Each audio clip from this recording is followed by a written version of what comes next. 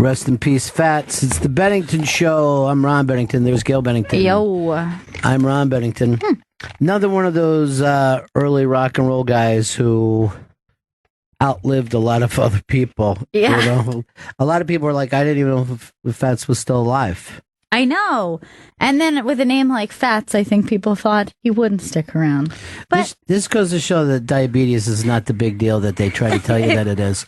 The weird thing is, like, if you look at 1950s Fats, today he would not be called Fats. no, that's what I was thinking too. He's not that Fats. He's Chubs. yeah, like a Tommy Bahama thing. You know what I mean? Like, he would certainly wear some loose fitting clothes. But Right.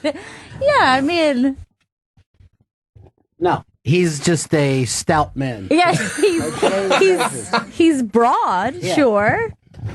Big shouldered, a nice layer of fat, but never would people be like, oh my God, look at Fats. Look Dear at Fats. God. And back then he was like sideshow freak, you know. Well, you know, this big blue marble keeps on spinning, ladies and gentlemen, and we're evolving into something else. But Fats Domino, I remember during the storm in New Orleans, nobody could find him. You know what I mean? He was in his house and he couldn't get out, and people were like, we're afraid. And then somebody came and they rescued him. But he was like older then, and that was what, 15 years ago or Yeah, something? that was a while ago. 16 years ago.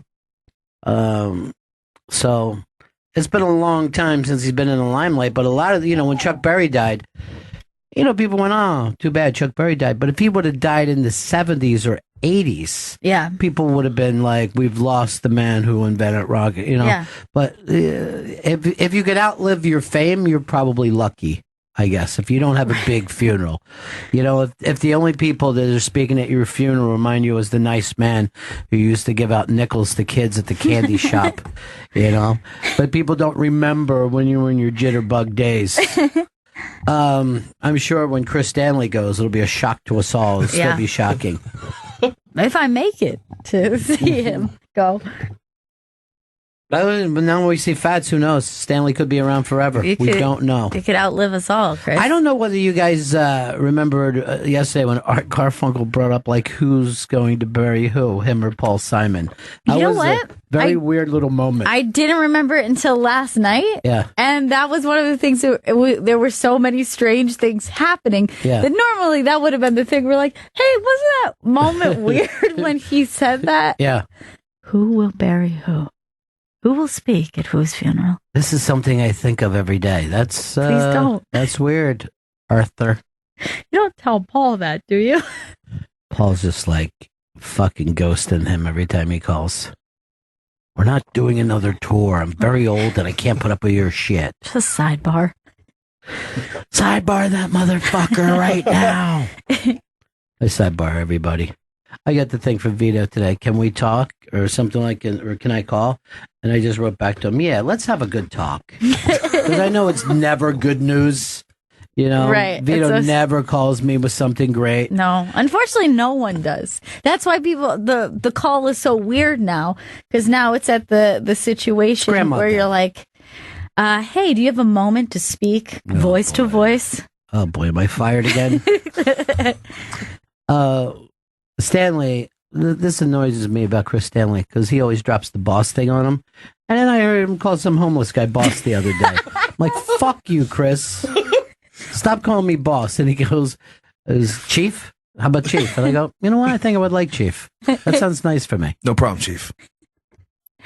But then don't go around calling homeless people Chief, He does. too. He fucking treats me like any homeless fucking guy.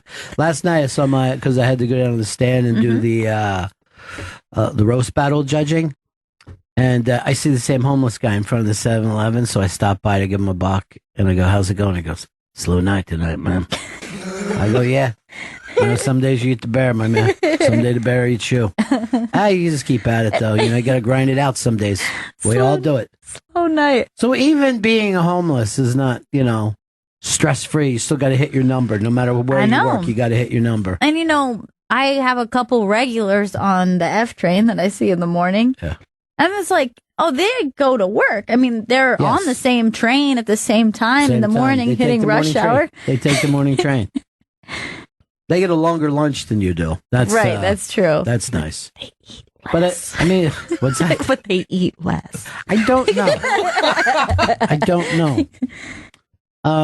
And you know, here we are just working 3 hours a day. So who's to say? Who's to say? Who's to say in this world? I mean, when you're 3 hours a day away from being homeless, it's odd. Hey, speaking of homeless, Judah Freelander unmasked this Friday, 2:00. Yeah, you're gonna love this one. A lot of people said that they never saw that Judah in their life. Yes, it's rare to get a glimpse into the rare Judah, and this is it. The puppeteer behind the world champion persona. But what a funny, interesting guy. What a funny, interesting guy. All right, it is the Bennington Show. Good news for everybody. It's going to be Dish at 1:00. We're going to find out. We're going to find out. Dish. Yeah, who's canoodling and who's an item. Oh my God! You can hear him coming down. Just stomping around the fucking hall like a bushwhacker. When you're a That's big what that man, was? yeah, that was Vito. Put Vito on the mic, would you? Vito. Yes. You're a big man. You got to walk light, dude. Yeah. You guys heard? Yes. I rattled the cage in here. I had my back to the window, and I just felt like just shaking of the floor. That's all. I didn't know that I was an earthquake. Now, here's the deal, dude. Walking fast is not the same as stomping. You stomp your way in here. You should be angry to walk that hard. That's just, I walk with a heavy foot. I looked. Had that heavy heart, unfortunately. I looked and I could just see the vibration in the water. was moving. Goddamn T-Rex. Oh my God. See, Chris guessed it. Yeah, you're right. You guessed it, You Chris. got the reference. No subtlety on this show. We're going straight to the blunt talk. T-Rex. T-Rex from the Jurassic famous Park. movie Jurassic Park, Dinosaur. directed by Steven Spielberg.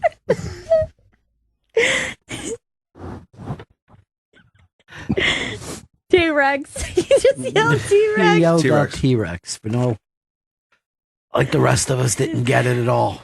Vito's the T-Rex and Gail's the Jeff Goldblum of this situation. Chaos Theory. I'm going to pour some water on the back of my hand. This is my favorite story of the day. Mark Wahlberg prays to God to forgive him for making the film Boogie Nights one of, 3 or 4 watchable films he's ever made? I would actually say 3. Okay, give it to me. Boogie Nights. Yeah. I Heart Huckabees. Yes. And Basketball Diaries. I got one more for you. Okay. Fighter. Oh yeah, Fighter. All right, 4. Which, not to fucking hurt feelings here, he was the worst thing in that movie. Yes. He was the Barney Miller of that movie. But he was in it. Yes, it was his. It was he produced it. I mean, Yeah. it doesn't happen. Yeah. But everybody around him is winning an Oscar. And I don't even think he was nominated for anything. He was just sitting there with everybody else. But that's a very watchable movie.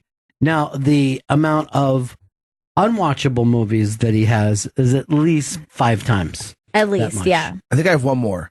Three Kings. I think Three Kings is still a watchable Okay, movie. I'll put it in there. I watched it once when it came out, and I'm just like, do we have to go this ridiculously fake? I watched it once in theater, liked it. I think maybe I saw it only one other time, but it's been many years. I mean, It's been almost probably a good 15 to 17 years since I've seen it. And now that director is being accused of abuse too, as is everybody. Look how cool Sway is in the hall with people. Sway is cool. Sway is laying a... He's a man of the people. There's a handshake that's been going on for 10 minutes. Oh, went into a hug.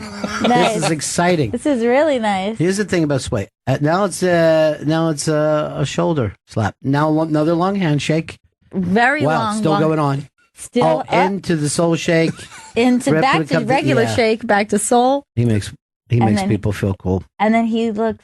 Now here's see, he holds on to that Yeah. shake. I know. I'm going to start holding my shake longer. Whoa, that's And good. shake into a hug. Look how excited everybody is around him too. Oh my God, they're giddy. People love Sway. Oh my God, they really do. Least watchable film.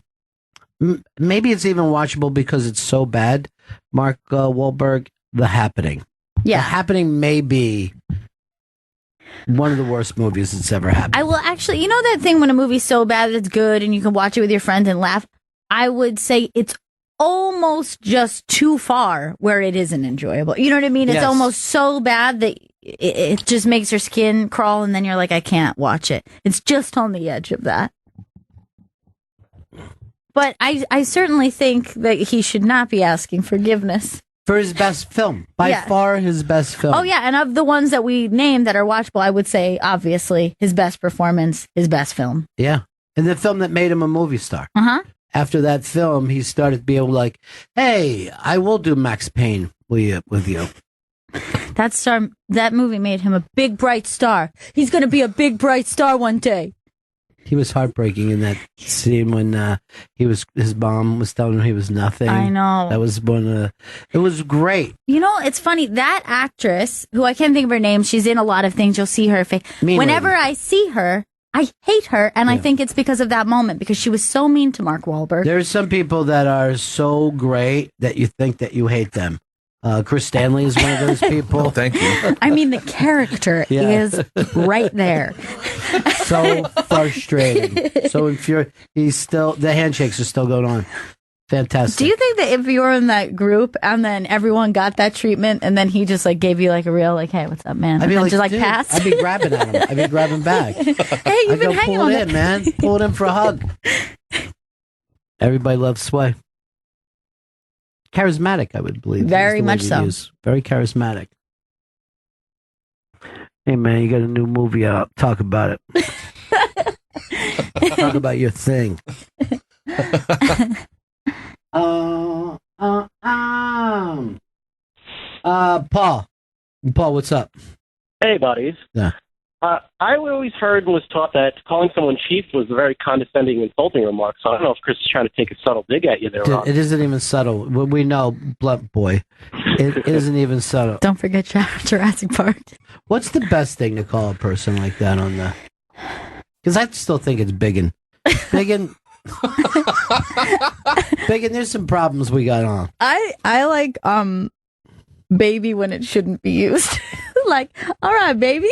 Like a guy saying that to another guy. Chris will do that when he's in trouble with something. Like, it's so bad. He'll be like, you know, baby. And you're just like... No. And again, as a lot of Chris's personality, it's a deep reflection of Eastside Dave. Oh, is he a baby sayer? He falls into these crazy things. Again, nonsense. But I always liked the way Dave would play heel and face at the same exact time. Well, because he can never be full heel because he has vulnerability about him. Yes. He is he's kind of a tween. He's kind of a tween. Vito, what do you call people? Just like I usually just say like bro, or maybe say like buddy or guy.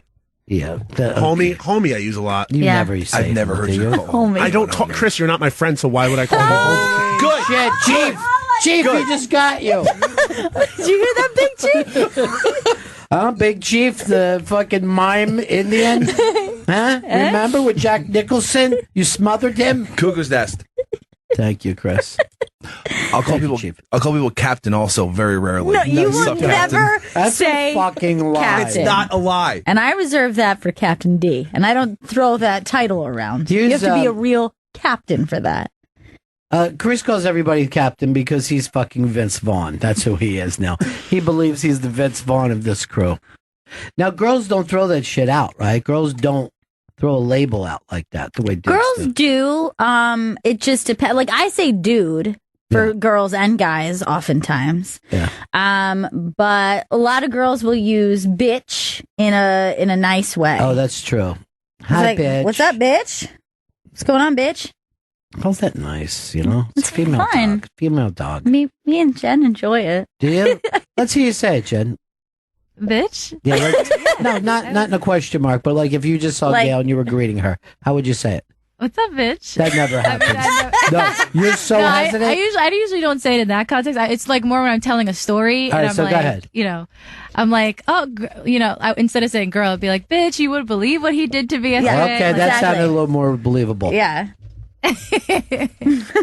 And yes, you think that men do things to you all the time, but Bitch, you would not believe what he did to me. She didn't buy me nothing. Jen's hope is to be in a relationship where she thinks the guy's cheating. That's her dream. Then she gets all the paper. Yeah. She does not want to think that any man is anything other than a dog. Oh, dog. There's a good one. Hey, what's up, dog? Look at this. I want to just share this.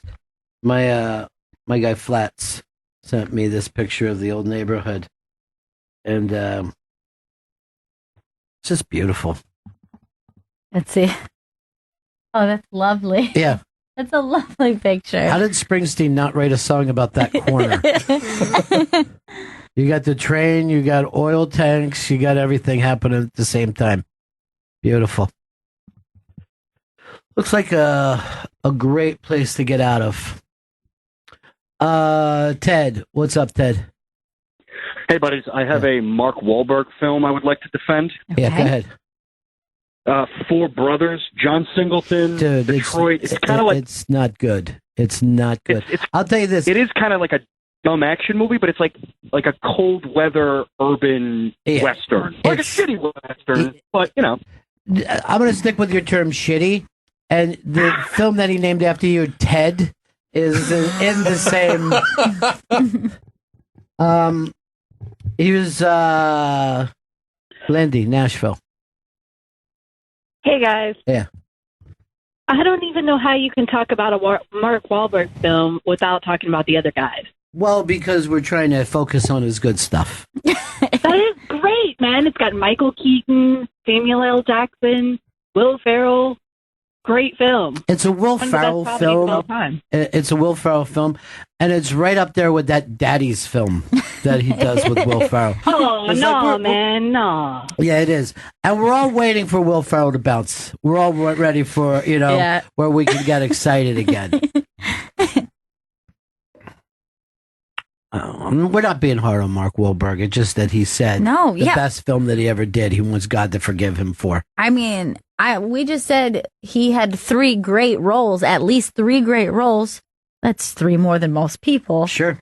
Out of his, 60 movies. And I enjoy the shit out of those movies. And not only do I like the movies, specifically, I like his performance in them. You know what I mean? Yeah, like, it's not just like, he landed in a good movie. He did that little part in The Departed. He had a small part in that.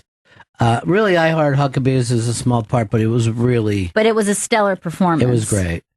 I'm trying to think if anything else hops out, but we said 4. Yeah. 4 is pretty strong. That's very good. Yeah. That's pretty strong. But don't ask God forgiveness for your best role, because I thank God for the Boogie Nights every night. Why don't I ask God about those Transformer movies, which I'm going to admit I never even saw, the ones that he did. I saw the original Gangsta, but that's it. Yeah. And he wasn't in that. No. That was just... That was like, we can't put up with this other kid. Let's just throw Mark Wahlberg in and have him running away from trucks that talk. Right. And then being friends with some airplanes that talk, I think. Oh. Yeah. Spoiler alert. Yeah, they transform. No. They transform. If you see a machine, it's going to transform some. Like a toaster could just start knowing karate. Why? It's transforming. They're from another planet. A planet where machines rule. Okay? Transformer planet. Oh, the fucking movie industry. It's so shit. It's so shit. I think that if you were a producer out there, you just go in, your pitch would be this. I've got a giant bowl of shit. I think people are going to just start eating it. And we can sell them little shit toys when they're done. And shit t-shirts. And I'm pretty sure that this will be a shit franchise. Now, with your shit movie, can we make a trailer that just goes, bwong? That's fucking scary, though. That fucking bwong. Bwong. I just heard a bwong, Mom. Mom, I heard a bwong outside. Please, listen closely. You may hear a bwong. Wong. That's a big machine coming after everybody in a whole theater. Please be careful. Any movie that you hear that, you just fucking hope that an active shooter will run into the theater and just start shooting everybody. Well, you know what? You can get up and leave. That's up to you. Yes. Take that option, please. Bwong. Bwong. John, what's up? Yeah, how about The Italian Job? The first one that didn't suck? That they remade? Yeah. The one that you're thinking of, no, that was a boring piece of James Bond shit. Bwong. If I was running the studio, I'd be like this. Where does the bwong come into this movie? Actually, I didn't write any bwongs in. I think a rom-com needs a bwong when they start to have trouble about something, when she finds out that he left his socks on the floor. I guess I could work that in. What are those fucking socks doing there, you fucking piece of garbage? Bwong. Oh shit, this is breaking up fast. Two people that didn't like each other, and then a misunderstanding makes them think they don't like each other. But stick around to the last scene when we find out they really like each other. Coming soon, Rom-Com, the romantic comedy. Bong. If I was in a movie, I would go like this. What's bong? What's bong with everybody? Oh, bong. Keith in Louisiana. Hey, how y'all doing? Great. How about The Perfect Storm? I thought a better title would have been The Perfect Shit. That movie, all the survivors of the people in that movie, I think, sued the movie, all the people that was actually made out of, because it was just... Yeah, you told me that none of that is how it happened. Yeah, none of it. I mean, not just the action scenes, which obviously those are going to be exaggerated, but actually what happened. Most of those guys died in a train wreck, so that's how far away it was. Should have been called The Perfect Track. Clooney, the family of the guy who Clooney played, was really pissed. Really? Yeah, because they said, why would he swim down and want to drown? He didn't do anything wrong. What the fuck is wrong with you people? Have you no shame, sir? I think Bob Corker went out and just read a whole thing about how mad Perfect Storm made him. We're not saying that Mark Wahlberg is the worst. We're saying he made one fucking really brilliant film, and that's the film that he's ashamed of. And that's the one he should thank Jesus for. I guess because he had to put on a fake dick. I wish it would have just ended with his real little Irish dick, and that would have been... And I was like, why didn't anybody make a big deal out of it? Weird. It would have been the perfect sweat there at the end, you know, that swerve that we never saw coming. Vito was going to be a filmmaker, and now he's afraid. He got the fears. He got the fears because when he did his pitches in class, the other kids thought that he was stupid. Those are just kids. Yeah, but they were bullies. I don't like art school bullies. But why do you let yourself get bullied? I don't know, man. They were really threatening with all their really good opinions of films and the way they looked down on me and my opinions of films, and then they just call me names like Fat Boy. No, they didn't. Stop making shit up. You're just thinking that. What was the film that you loved that they laughed at you for? All right, well, I did not like the hatred that they had for like some of the later Adam Sandler movies for one specific reason. Jesus. No, but let me. It's not about. I'm not saying it's some amazing quality of. I just think for them to. You're in film school. All you do is make movies with your friends that are full of inside jokes. So then they're shitting on Adam Sandler for the Grown Ups movie, saying all he's doing is making these. So you love the Grown Ups movie? It's not that I love them. I think that like I respect Adam Sandler enough where it's like, all right, if you're at the point in your career where you're like, I'm gonna just go to fucking Cape Cod for a month or two with my friends and make a movie, I'm not gonna shit on him for it. I'm just like, you do you, man. Like, that's how you're making money now? You'd be a good fucking critic. You do you, man. Look, who am I to judge? Who am I to judge? I'm just a film critic. But you're not gonna. You don't go through life with those same people. You could have went out and made big, fun movies. They were just so bitter at the world. I just didn't want to be around people that were so... Those people don't make it to fucking Hollywood. Those are like indie fucking producers and directors. You're going to be out with people where you're going to go, I booked a big star. We're going to send him to a nice place with his friends, and then we'll make $100 million. And they would say, we love it. We love it, Vito. Especially the money part. Yeah, that's the only part that they like. Oh, boy, Flake. I don't know what's wrong. You know, Trump tries to do everything for everybody, and you got to start your shit. Well, good. Hate is going to hate. That's what the president tweeted out today. Hate is going to hate. Mm-hmm. I don't know why he spelled hater with an 8 in the middle of it, but I'm going to start and do it now, too. I put the 8 in, but I also put the rest of the correct spelling. Just put the 8 in the middle of it. Hey, hater. Yeah. And like when I write the movie 7, I also put a V in it, right next to small V, large 7. I asked God to forgive me for that joke. It wasn't good. I asked the Lord. No, that was your best. Lord, please. Lord, hear my prayer. Please, Lord, hear our prayer. Please forgive me for buggy nights. I put I tied a dildo to my own penis. Tied it. and I pretended I was snorting coke. Forgive me, Lord. And I sang so pitifully. Lord, hear my prayer. Please, please forgive me for boogie nights. I think you should be screaming at the Lord. Why didn't he put you in the master? We watched that Paul Thomas Anderson thing, which is going to be Daniel Day-Lewis's last film. I know. It's really crazy. I can't believe it. Well, we're going to find out that the jealousy drove him over the edge because he, instead of acting, he fucking becomes. Yes. And all these roles fuck him up. Right. And so this is a person clearly unhinged. It must have unhinged him as well. Oh, yeah. But it looks good, right? It does. I'm going to say this. It looks like a Stanley Kubrick film to me. It very much does. I was thinking the exact same thing.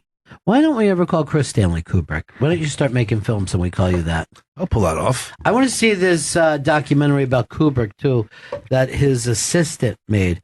And his assistant was an actor who played in Barry Lyndon. It was the kid. It was like the annoying little kid. Oh, really? That shot Ryan O'Neal. So that kid just stayed with him and became his 24-hour assistant. I mean, you think I'm rough on people around here. No, Kubrick needed everything at any given time of the day, 24 hours a day. So it's just a documentary on his assistant, like what he went through? What he saw, what he did. Yeah. I know I only saw a small article about it, but I'm fucking dying to see it. I don't know what it is about Kubrick, but I always just like when I hear every nutty thing that he ever did. I love people's nuttiness. I was talking to this comic Pockets last night. He's a very fucking sweet dude. And I never see this before in black dudes. But he was telling me his OCDs that he has to do 2 steps inside of every sidewalk square, you know? And then he was telling me what it takes for him to cross the street. How he either has to stay all in the black or all in the white. He can't have black and white. Yeah.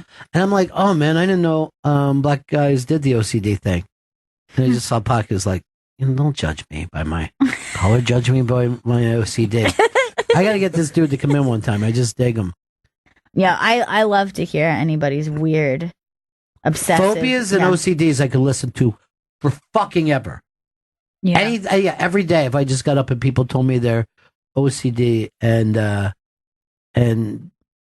weirdness of a phobia that you know isn't true, but you fucking can't get around it. You know what I mean? Like when people go, I know a spider can't hurt me, but they see a spider and they scream. Yeah. I fucking love hearing those stories. Dude, I have I think it's called like a house centipede in my house right now, and I can't sleep because I didn't catch it. And then I saw it again last night. It ran underneath my stove. It's running fast? Yeah. Moves really fast. They have centipede traps, and these are non-lethal. They're they're so nice. Because that was my problem is I didn't try to kill it. I tried to catch it. I don't really like to kill bugs. I tried to catch it and put it outside. I don't want to kill it. I just don't want it in my personal space. See, I don't mind killing a bug because I don't feel like they're going to live that long anyway. You know what I mean? Like, And I'll take it like in the karma way of go back. Maybe you'll come back as a bunny or something better. Yeah. All right, that's good. Maybe I can focus on that because there are certain bugs that I will kill. A mosquito because I feel like this is an attack on me. Yeah. So By the this way, is the way we. It's too late in the season to have bugs. I know. What I mean? Today we got a chilly day, and both. Hold on. All right, I have got to call the White House immediately. What? That's what that was? Yes, I have a thing. If I'm needed by the. See, I have a special set of skills. All right. I had no idea. Yeah, and it's Dyson shallots, and they need me to come in at any time and anywhere in the world to go and dice shallots. I forgot. We were talking about bugs. But a phobia and an OCD, are they related? Or you know what I mean? They've got to be.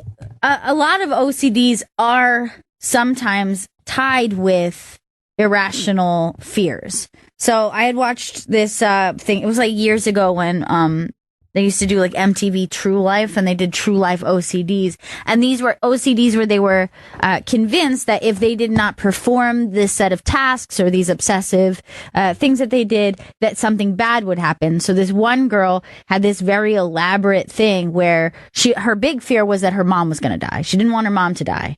And so who does? I know. So she would do all these things. She'd like switch the light on like a certain amount of times, off and on before she'd leave any room. And then before she would leave a bathroom or a room with a mirror, she'd have to like switch the light, look over like her right shoulder, like blow a kiss to God and say like thank you. She had to do all these like rituals and all this. And if she didn't do these, she was convinced that her mother would die. But see, if I was her psychiatrist, I'm saying you're a narcissist. What about you makes you think you're the one who holds the destiny of everybody? Right. Stop making it about you. All right. I'll judge your mother on your mother's merits, not whether you're in the fucking bathroom acting like a fidgety nut. That's me as God. You know what I mean? I'm going to be a tough love God. I'm not like one of these bad ones. Chuck wants to tell you how to catch the centipede. Okay. Chuck. All right, so what you do is you go on eBay and you buy 50 pairs of tiny, tiny tap shoes. Okay. Okay. There's supposed to be screening calls over there.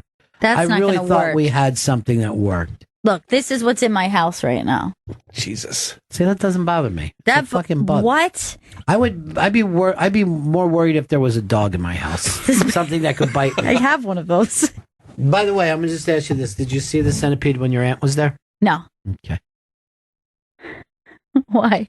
Because your mom said that you guys were in a conversation and she just saw your head jerk to one side. I saw a mouse. The mouse should eat the centipede. I know, that's why I was thinking maybe one could get rid of the other. What do you do? Live in a field? Where the hell are you? I don't want to kill any of these things. Chris, do you have any OCDs or not one? I have one that a new thing came into it today. So I have the thing of I have to put out a cigarette I'm smoking. I have to stamp it out. I have to. I've chased cigarettes down the street when the wind's blown to stamp it out. That thing that you do leaves a filthy mess outside on the sidewalk because you stamp everything down. He will, if he's smoking inside, he stamps the cigarette out. Mm-hmm. But you came up with an interesting thing, and I don't know whether it's an OCD, but the way you smoke now with the very quick fucking French inhale and the small puffs, you didn't used to smoke like that. I didn't? No, you could go back to your old periscopes of just a couple years ago, and you did not French inhale or take those same puffs on every single cigarette. You're That's a weird. quick puffer. Yeah. That's happened, I guess, since I've restarted smoking. That's probably what happened. If I'm going to be honest, this girlfriend of yours says She's you're gone. afraid to lose her. You're So you afraid to think- lose her. The more puffs you get, But she today, won't break up with you. I saw a woman just drop her cigarette and not put it out. And I went, no, but I got to stamp that out. You felt stamped like her you had to cigarette. Stamp out other people's cigarettes. Yeah, that's the first time I've ever done that. And if it was it was something I had to do, or at least I felt I had to do it. It was fucking strange. It was some weird fucking behavior. She didn't see me. She was like walking away, but I was like, I just helped this lady out. You just helped her karma. Yeah. Hey, Madison. Hey, okay. Yeah. So I've got this super weird phobia, and I've heard other people with OCD have this too. So if I am driving and I hit like the slightest of bumps, or not even a bump, I think that I've hit somebody, and so I have to circle the block a couple of times, at least 3 times, to make sure that I didn't hit something. What if you're in a rush? Yeah. How often do you think that you've struck a person with your car? Like at least 2 or 3 times a day. Now I don't know whether you've ever heard anyone be hit by a car before. No. It's a terrible fucking sound. Yeah. It's a terrible sound. Yeah. I mean, it's not even like a bump. Like, I'll just like think randomly, I think I just hit somebody. Dude, I don't know. It's weird as fuck. I know it's weird, but it's also slightly hot. You know what I mean? Like you know what I mean? You're just sexy. like, it's a little bit sexy. But now you've never hit anybody with a car before, right?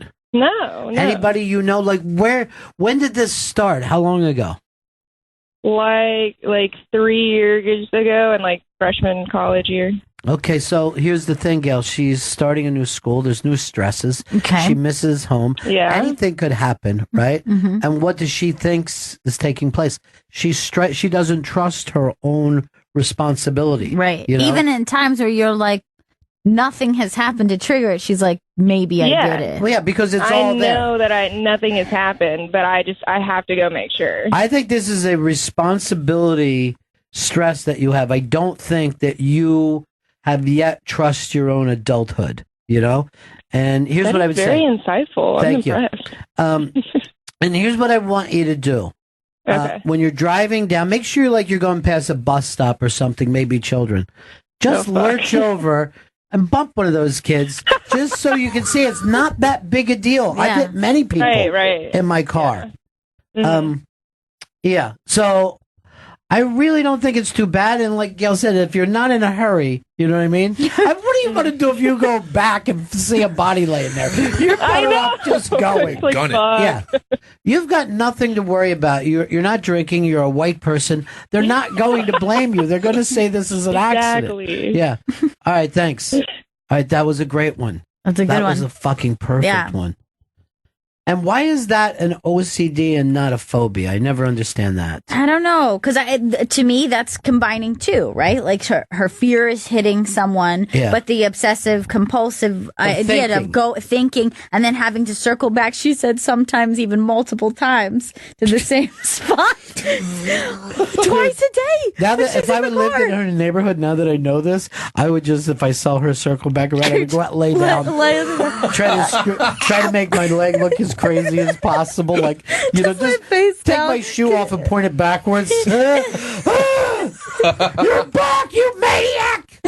Well, I've told you about this one before. If I get obsessed, like thinking that I could have left my hair straightener on, and that's the same thing because I think that I will experience turning it off, unplugging it. I'll wrap the cord around it.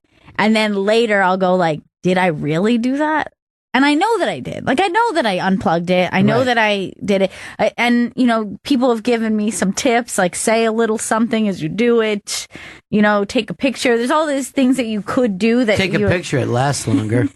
So you would now get an OCD of being forced to take a picture exactly. every time you unplug something. But it doesn't really matter because I don't trust myself. Yeah. And I would say maybe 2 or 3 times I've been either on my way like to the train or even in a cab and then had to make the cab turn around. And as I'm going back, I'm going, I know I unplugged it and I'm being crazy, but I just think like I'm going to burn the whole building down with all the elderly people and children and my dog. I do know what it's like to go, did I turn off the stove? It's a bad feeling. I've done that one too. Yeah, where I do a thing that some people could think was an OCD. When I have my badge, I act like I'm starting my elevator in my building with the badge. Really? But I do it because I want to make sure I have my badge with me every day. Yeah. But then I also give 2 clicks on the stairwell. on the banister. Yeah. There you go. I consider that less of an OCD, more like a baseball player will do a couple things before he gets in the box. Like you'll see him scratch at the dirt with his cleats the same way because you're trying to reset yourself into the time that you got to hit, And I grew up loving baseball, and people would go, "Oh, I hate when those guys kiss their medal," and I'm like, he has to kiss his medal because that's what he did before. And he's like, that works for me. But that is just setting like triggers. You know, if I felt like I had to go back and do the thing, you know what I mean? Right. Then I feel like if you were like 3 blocks down and you're like, I didn't touch the banister. I also like having my Virgin Mary around my neck because at least if I do get hit by that woman in a car in Georgia and I get to heaven, I go, well, at least I always had the Virgin Mary around my neck. I have that going for me. I had that going. Don't, let's not make me look at everything I did in my life. I already said I was a bad person, but not hell bad. Okay? Purgatory bad. Purgatory bad. That's it. Here is Gary in Indiana. This is more of a superstition, I guess, instead of a phobia, but I subconsciously, the feeling comes to me that it's 12:34, and if I look at a digital clock right at that moment at 12:34, I know it's going to be a great day. And if I missed it like I did today, I subconsciously think it's going to be a shitty day. Now, so you feel like every day you have to see the 12:34? I do. And if it's 12:33, I can't just continue staring at it. You got to look you got to look over and then look back. That doesn't count. Now, I like that. Yeah. Now, this is my border on OCD, but it does him no harm. You know what I mean? Yeah, it doesn't change his It's not like I'm missing work because I got to see 12:34. Why don't you just get a 12:34 tattoo? Might be the fun thing that's to do. good. Yeah. Then you can always just glance down and go, I got it. Today I got it. That'd be cheating. Yeah. You know how it lines up like all ones on a digital clock? Yeah.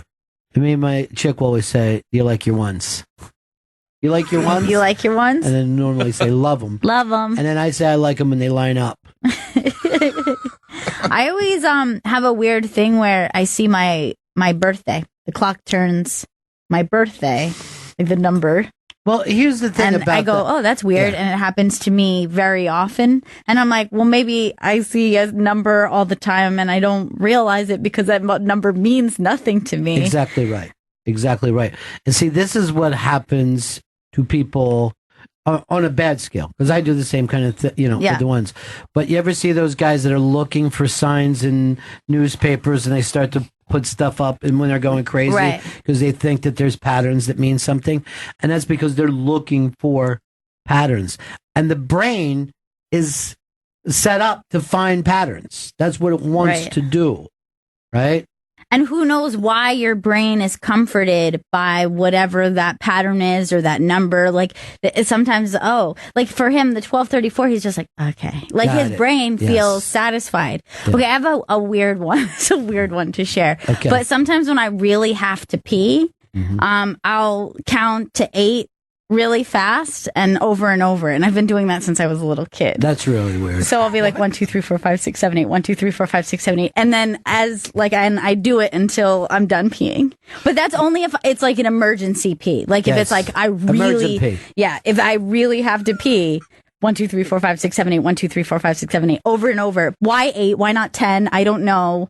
And I don't know if that means that it's helping me not pee. I don't know, until I can get there quickly. But as long as I can remember, since I was a little kid, 1, 2, 3, 4, 5, 6, 7, 8, that makes me feel like, okay, I'm going to make it. I'm going to make it to the toilet and everything's going to be fine. Well, if it works, as long as you're not pissing down your leg. I mean, a couple times it didn't work. I'm going to be honest. There was a couple times it didn't work. It the right way. I probably did it. You fucked up. Look who it is. We haven't talked to him forever. Mr. Giant himself, Hard Rock Jenny. Yeah. 1, 2, 3, 4, 5, 6, 7, 8, 1. Not fast enough. Fast enough. You got to go faster. Oh, okay. No wonder I just pissed myself. So I have the first of all, the woman driving around the block may be the weirdest fucking thing I've ever heard, thinking she hit somebody. I love it. I love that, man. It's That's awesome. a great one. It's totally awesome. But I have the one, and I've talked about this before, that I count the little holes in the speaker in the elevator every time I'm in an elevator. Yeah. That's a weird one. I forgot about that. So weird. But I have the thing, so you just said the 11s. So from years ago when I was in college, tripping on acid, and we saw 11:11. Yes. And it's now followed me. So if you like pulled up my phone and looked at the pictures, you would find tons of screenshots of my phone when it was like 7:11 or 6:11 or 5:11. It's just I randomly look at my phone and it'll be something 11 and I take a screenshot of it. And it follows me everywhere I go. It's very bizarre. Well, you are focused on it though, dude. You're screenshotting this. Just like my birthday. And it's like I probably see, but in my mind, I'm like, I feel like twice a day I see that number come up on a clock. I think that, but I probably see numbers all the time. But the 11s are constant. You know what I Right. mean? With a clock. But the weirdness that you tied this into an acid trip makes it kind of exciting. That's where it started, and it's like followed me since. It's very bizarre. And I count my steps on when I walk to work. Like I'll make sure I take 2 steps inside of each sidewalk block, or do something like that too. That's sometimes. weird. Same one as same as pockets. Yeah, he does 2 inside of each block. That seems like short steps. You don't see tall people saying that they do this. Yeah. Because like that could be awkward if you go too big on a stride, then you find yourself having to do like a double step within one. I thought he had a limp. I thought Johnny had a limp. No. If I do 3 or 1, it doesn't matter. Yeah. It's more of just like occupying my brain, I think. Like if I take a step in one and I'm like, oh, wait, I got to do another step, like that doesn't happen. So it's not like an obsession. It's more just keeping my brain going and thinking. Your brain is going and thinking. You can't stop. No, it's really not a lot. A lot of times it's not. That sounds nicer than not have your brain going. Johnny, you're a real weirdo, and I appreciate your time with it. Thank you. A lot. That's a lot to take in. I Thank mean, you very much. Nothing about this is strange to me except for that he takes screenshots. That's weird. That's the thing. So you have doubles of a bunch of the screenshots, like a bunch of 7-Elevens? Millions. Oh my God. Now Every can you time he imagine? sees the 11, he's Now going to take tell a me- screenshot. Did you think he tried to fill something in? Like, this made sense? Please No. tell me you also show them to your wife. You're honey, another 11. No. She's like, yeah, I know. No, but sometimes my wife will see one and be like, it's 11:11. I love you, like something like that. I forget, it was one of those mediums or something who said the lineup of ones has some spiritual meaning, though. Mhm. Really? 11 is a spiritual number. I've looked it up because it's obsessive. So Sure. But she, and I think she was telling this to Ope because he noticed the ones on the clock after his father passed away. And then she tried to let on that's when people try to send us messages. But, like I said, once you get that pattern, Johnny got the pattern in, and now he sees it all the time in the weirdness of the screenshot. Right. That's just plain. Well, he just sees it everywhere. Yeah. He just looks at his phone. He's like, 11. Well, it's like my wife comes home now because her mother passed away over the summer, and she'll find a penny in the parking lot, and and my father-in-law find and they think that that's a sign. Now if I get a penny, I just throw it away. So I don't know, is it just something that someone discarded, or is it really a sign? I guess it's what you want to look at it as too, right? When Fez's father passed away, he went around town picking up change everywhere. And then the funny thing is, since he was doing that, I was noticing change everywhere after that, But this is just stuff that, who gives a shit about a penny? Yeah. I mean, if I dropped a fucking penny, I'm not going to go, where is it? You know what I mean? Damn penny, I fucking try no. to throw it back at them. There's literally no change ever in my pockets. Even a quarter, I have to think about it. I'm like, is that worth 25 cents to get on the floor and pick that up? My left pocket, I normally just keep with ones because this is a change pocket. It's just ones. Yeah. So if I owe somebody a nickel, I'm like, here's the one. Keep it. If I get change and it's 36 cents, which would be a quarter and a dime and a penny, which is 25 cents, and then an 11 in change, I'll keep the dime and the penny. Yeah. But if I got 12 cents, I would throw it away. Oh, okay. That's it. 11. He wants to be an oddball. He's the exact opposite of even. All right, Johnny. Later, Benningtons. Peace. Here is Brian in New Jersey. Brian. Hey, buddies, how you doing? The effect that, Gail, you're talking about every time you see your birthday on an alarm clock, that's called the recency effect. It's the same effect you do if you're driving the kind of car that you have. Let's say you have a Mustang, and you see a bunch of Mustangs on the road, that's the condition that's training your brain to say, oh, I'm seeing a lot more of these things. That's interesting because I did the same thing with my car. When I got a car, immediately I was like, since when does everyone have this fucking car? And I'm like, oh, they've just always been there, and now I'm aware of them. Right now, the entire world drives a blue or gray SUV. So if someone says, yeah, I'll be picking you up in that, you're just like, I don't know where you are. I don't know where you are. It's an entire parking lot of it. Let's go over here to Eric, Indianapolis. Eric, what's up, buddy? Afternoon, Bennington. Hey, pal. There is no consequence to my, if you want to call it OCD. Like my mother's not going to die if I do it wrong. But as I talk to people, or as I hear people talking, I count the letters in each word. So multiples of 3, 6, 9, 12 cannot end a sentence.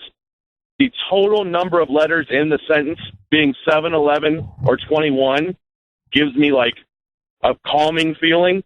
I cannot end the sentence, so I'll rearrange the sentence to have it not end on a 3, 6, 9, or 12. I've talked to people who are like this. Wow. Who do the same thing. And you do this quickly in your head? Yeah, no, it's like a constant math equation, and I don't think anyone can tell. I've never had anyone mention it to me, but as I'm talking or as I'm listening, I'm always counting the letters of the numbers in the words. Do you work with numbers? No, I sell Fireball. I'm not even I don't have anything with numbers. I bet if you looked into it, I think this is a musical thing that he does. I think this is the way musicians think. Cause you're composing. When musicians, I always tell musicians I never know when to jump into a song. And they're like, well, you're just counting off the thing. I go, I don't want to count. You know what I mean?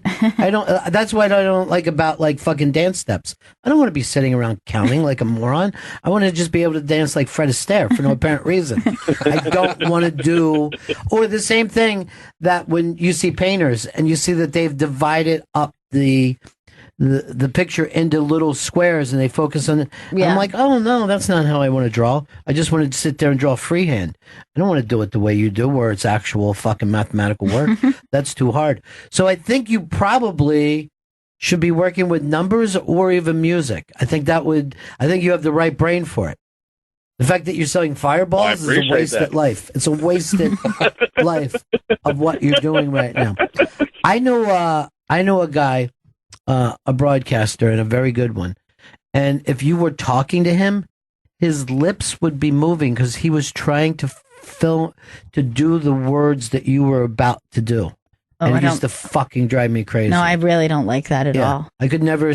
Because that's not listening then. You can't be listening. And he's staring at your mouth the whole time and he's forming words while you're talking. Oh, that really creeps me out. Yeah, you see why some people don't want to look other people in the eye?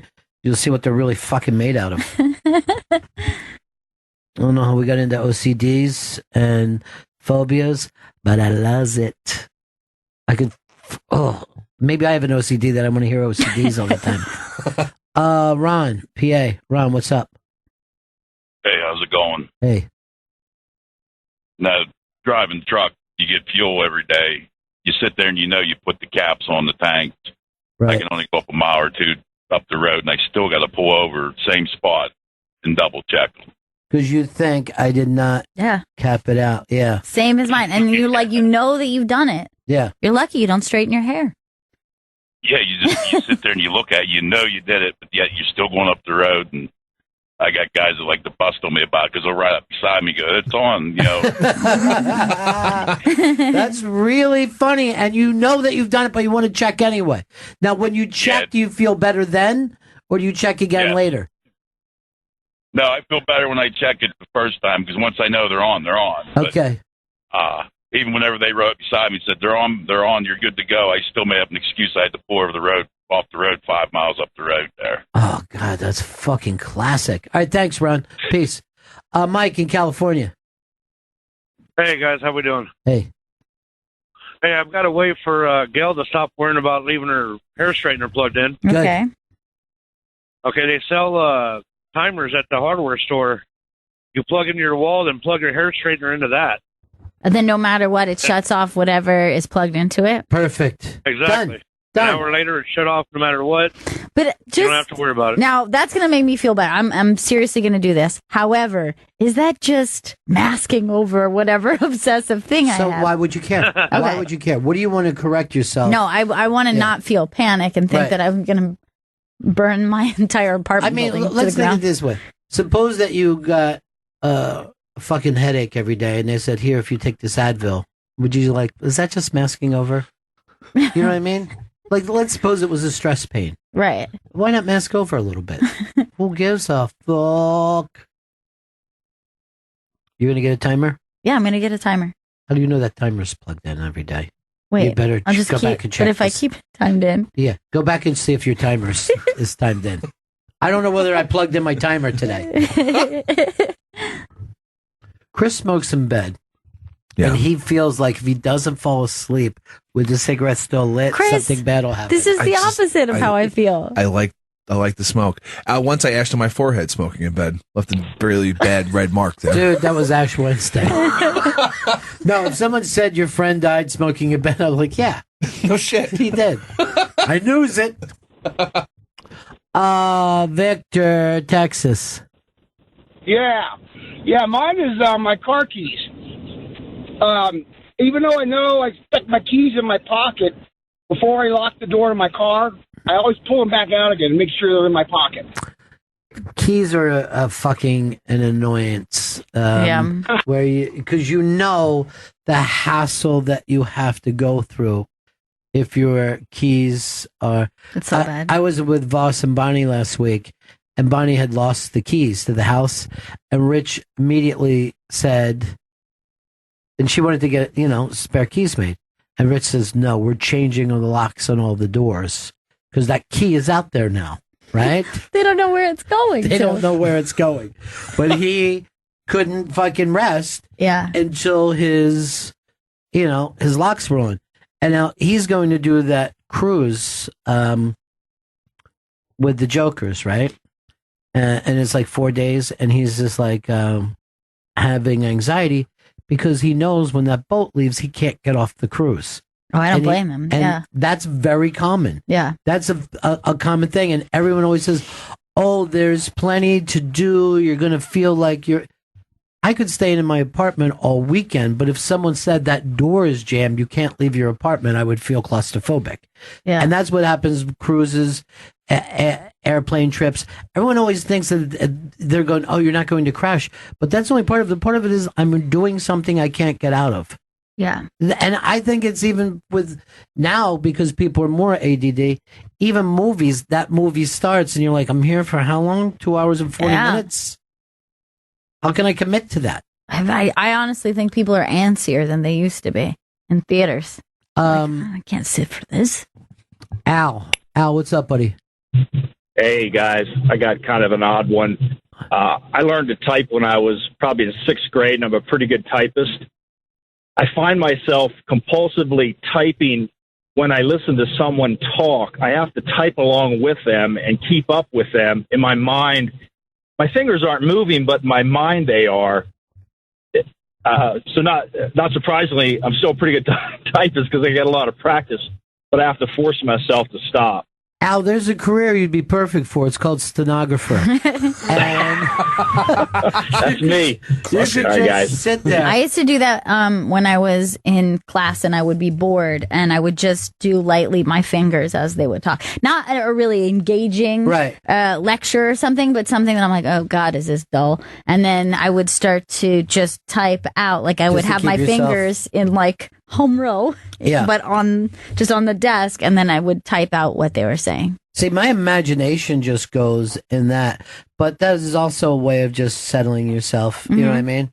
Settling yourself down. One of my favorites, a guy told me about years ago, and he pictured an arrow, a silver arrow, that just slowly bounced around the room. So he would picture it coming down, hitting the floor, bouncing up, hitting the ceiling, bouncing back down, hitting the floor, maybe the side of a wall, something like that. And he pictured it all the time. But the second that he bounced, he would figure out what the degree of that, so he could go, it's taking off at a 36-degree angle or a 45-degree angle. And he just kept himself busy doing that all the time. Oh, that's cool. I don't know why. That sounds nice. It seems exhausting though. Like I'm constantly having an arrow, and I'm figuring out. I would like it if I could just soft focus and do it, but I don't want my eyes tracking where the arrow is. That seems exhausting. And then sometimes it probably just gets stuck between two log Oh, walls. shit. I'd have to go over and smack it back out again and make it work. But everybody has isn't it weird that these things aren't discussed with people? Like the typing thing. Yeah. You know, as soon as he said it, I can honestly tell you I've never told anyone about counting to 8 over and over when I have to pee really bad. I've never said that out loud ever. And now we're going to think about it every time that you run off to the bathroom. I gotta go. Would Everyone's you do gonna- every 1, 2, 3, single 4, 5, 6, commercial 7, 8. break? She's counting. Bob in Reno. Bob. Yeah, sometimes you're trying to do a little discretionary blow, and you check your nose, you make sure you don't look like an a-hole coming out of the wherever you're at, and you know you checked and everything's good, but you got to go back and check 15 more times. So now you look like the weirdo going back and forth to the bathroom, and you're not even actually doing it anymore. You're just checking yourself like a nutcase. Well, the thing is about blow, it'll bring out like tics in people all the time. And all you ever need is once for some fucking straight person. You got a little, and you're just like, okay, I'm going to constantly check then. I'm going to constantly check. Here's Chris. Chris, what's up? Hey, Bennington, how are y'all today? Cool, man. Good. So my mania is something that's like way obvious, but it's when I leave for work in the morning, I have to go back and check my garage door 3, maybe 4 times a morning. To make sure it's locked? No, to make sure it's closed. Oh. The garage door. Yeah. So, I'll close it, and then I'll drive 3-4 blocks away and have to turn around and come back. And it just never registers that it's closed. It's just the strangest thing. Dude, I had a kid that worked with me, Tuttle. He's still down in Florida doing radio. And we used to do mornings, and he was just the intern then. And he would have to go down and check to see that if his lights weren't on in his car. And he did it like he would just take off running like his car was on fire, right? And then, so when we figured that out, I would be like standing in the window and I'm like, whose lights are on? And boom, he would just hit the door. He would hit the fucking door. And even when he would come back, you could say, are you sure your lights aren't on? And then off he would go. If you even said a lot of times you can't tell in the sun, he would just fucking run as fast as he could. But I mean, what's the worst that can happen? He needs a jump. You know what I mean? Like it wasn't like mine has real consequences. Yes. You were giving up multiple deaths. Now, here's the thing. I think the reason that I do this, and maybe this is similar for people who do a thing where they check over and over something that they know that they've done, is because I feel like I'm a loud thinker and my brain is going, so I can do things physically all the time. But because I was so focused on whatever thing I'm imagining or thing that I'm focused on, I am not physically present while I'm doing it. So it's why I am able to like pick up my phone and then put it somewhere really weird and then turn around and go, I know I just had my phone, but what did I do? So for that reason, it makes me not trust the things that I've double checked, because so often I'm thinking really loud and I'm like in a world of my own that I'm not physically present as I'm doing small tasks all the time. I actually like watching a movie where someone is very particular about things, like they're particular about their wardrobe or their apartment, because I'm not that way at all. I'm closer to being Chris Stanley, and I'm very comfortable when people are alarmed with Chris Stanley's house, because I'm like, it's one chick that keeps me away from being, Chris Stanley. Right. You know what I mean? Like, I will always need to have a partner in my life who is thinking of things that I just don't think of. We had a guest in, and I won't say who it was, but they had a book with them. Yeah. And the amount of times that they would like straighten it, move it, like kind of, but just while they were talking, Right. and then I would see them look over and then be like, I don't really like the way that's lined up.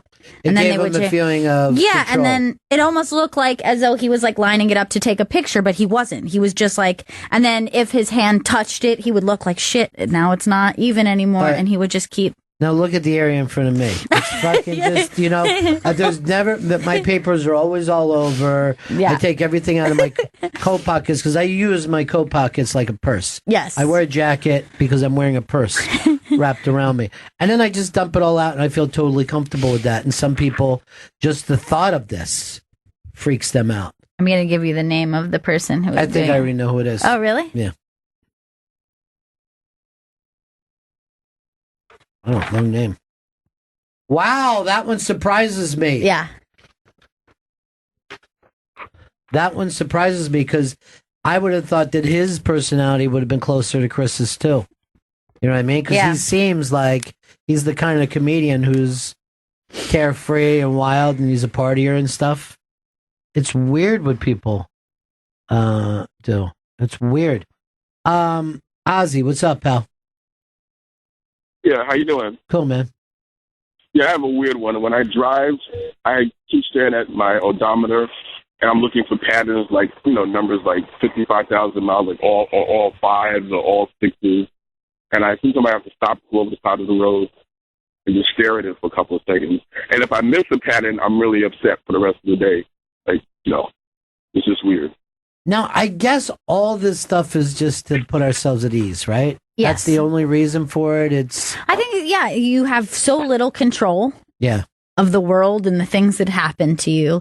And there are things that do feel like are in your control and you want to control it. And then when you can't control those, everything feels out of control. You know what I mean? Like you're just trying to keep the chaos to a minimum, I bet. I mean, I always think it's so strange that we're earthlings, but we're always looking for the tiniest box to put ourselves into.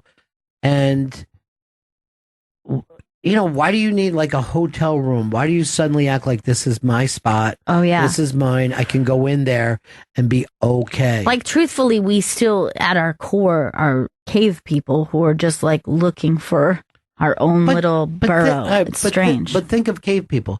Do you know how few caves there are? Like, how could they all have had caves? I mean, most of us, how many caves have you seen in your life? I've seen 2. I've seen 2 in my entire life. One you could have fit a fucking city in, Luray Caverns. But, I could go out in the woods, never see a fucking cave. Yet these fuckers are constantly in caves? I don't think so. I think they were gully people at best. I think they were just digging in the dirt. I don't get, even if you have a giant house, it's such a small part of the earth. And that's what we love. Like, oh, he has a very large house. So what? Still a box. You're living in a fucking box, my friend. And homeless people are just out there fucking, digging life. Now, they're not washing the way you do. They don't know. What's Trump up to now? Oh, he took questions in his driveway. Doesn't that look weird to see him standing in his driveway? Yeah, that's very strange. Planned? Moments ago. These questions as he leaves. It looks like he just stopped instead of walking straight to, but there's no one even around him, which looks weird. Yeah. He says there's great unity in the Republican Party.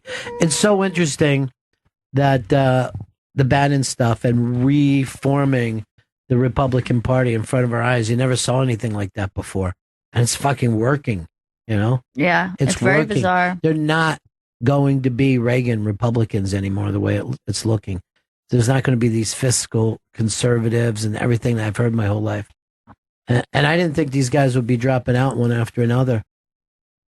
But Trump is probably going to be one of the most memorable presidents that we've ever had. Oh, yeah. I mean, for whatever reason you want to give it. Yeah, it doesn't matter how this turns out. It's certainly going to be memorable. When the world blows up in another 2 or 3 years, we're going to have to look back and say, that Trump was something, man, when he was here.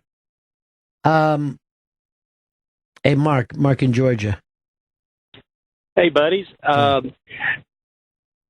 I've done remodeling and historical restoration and all that, but this took hold well before that. If I'm like in an office building or if I'm in a lobby, if it's got the suspended ceiling tiles, I have to count every one of them. If there's a glass block wall, I'm sitting there counting how up and across, multiplying. If there's halves on each side, I have to do the center and then add the halves in to know exactly how many whole tiles are there. And if they call my name, I'm like, hold on just a second. I have to finish. I have to know how many are there. Now, but then you said you went and got work that tied into that made that kind of an asset for you. Well, that was kind of a poor life choice type thing there, but I was kind of forced into it. But no, it just, for some reason, numbers, I almost see numbers. That's how I process things, and I have to know how many are right there. I mean, I have to know. Now, do you know that this is an interesting thing? Every brilliant scientist of all time has had these kind of things. You know what I mean?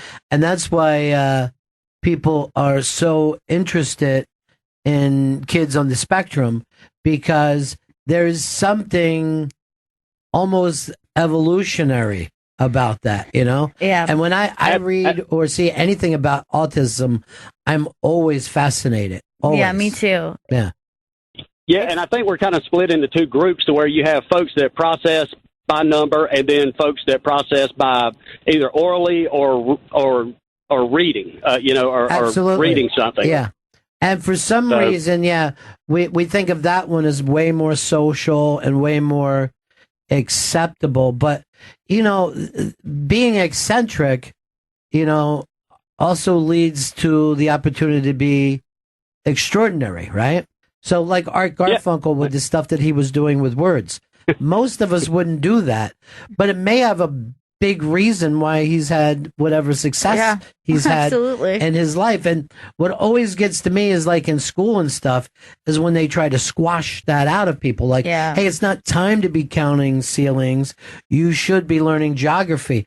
But if there was some way to tie that in, I think, and maybe I'm wrong, but from what I hear, it seems like there's more awareness with that the idea, I feel like when I was a kid, it was like everyone was on Ritalin, everyone was being, diagnosed, and immediately it was about squashing it out. And I hear more about people like, they teach the kids in a different way. You know what I mean? Right. Like, because there are so many, I don't know why. But that takes generations to know whether you did the right thing or not. Of course, yeah. That's very true. But, I think we have a better understanding of it for some reason with adults. Like you could hear an adult say, oh, it's easier for me to just read it. If you could just print it out for me, that's how.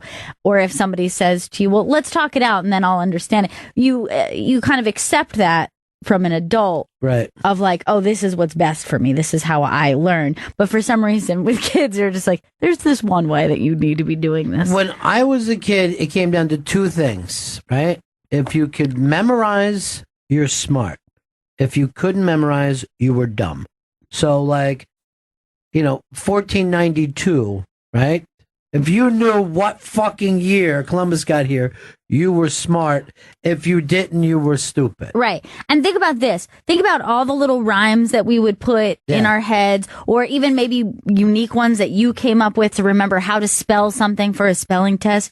How is that smart? Like, that's silliness. I mean, that's not, you would never say later if somebody said, I made up a little nursery rhyme that helps me remember everything I have to do at work. You'd be like, you're a nut. You're not. You wouldn't think that person was smart. Look at the game Jeopardy. We decide whether someone's smart by how quick they can pull a memory out and answer it. And it's only a memory. Yeah. They haven't worked out any of those facts.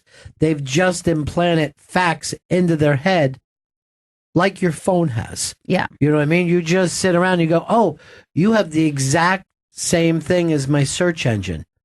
So what? Right. You know what I mean? So and now we have one. Now everyone has one. Now everybody has one. If you let the kids just sit there with their phone at school, your fucking phone, right, is smarter than the school book that I was looking at. And then, okay, and I know that this is probably, there's, a downside to that, but then you also open up the possibility if you're given access to all the information, if you can access anything, then your mind is then free to maybe work things out. Like, why does that happen? And discuss theories, maybe concepts, things like that you weren't pushed to do when you were young, because maybe the pressure of having to memorize all the facts is kind of off the table. Does this maybe breed a generation of people who might problem solve or think in a different way? And yet we don't even know whether that's smart now, because perhaps in no time at all, you'll be able to hit your phone to say, what are my options? You know what I mean?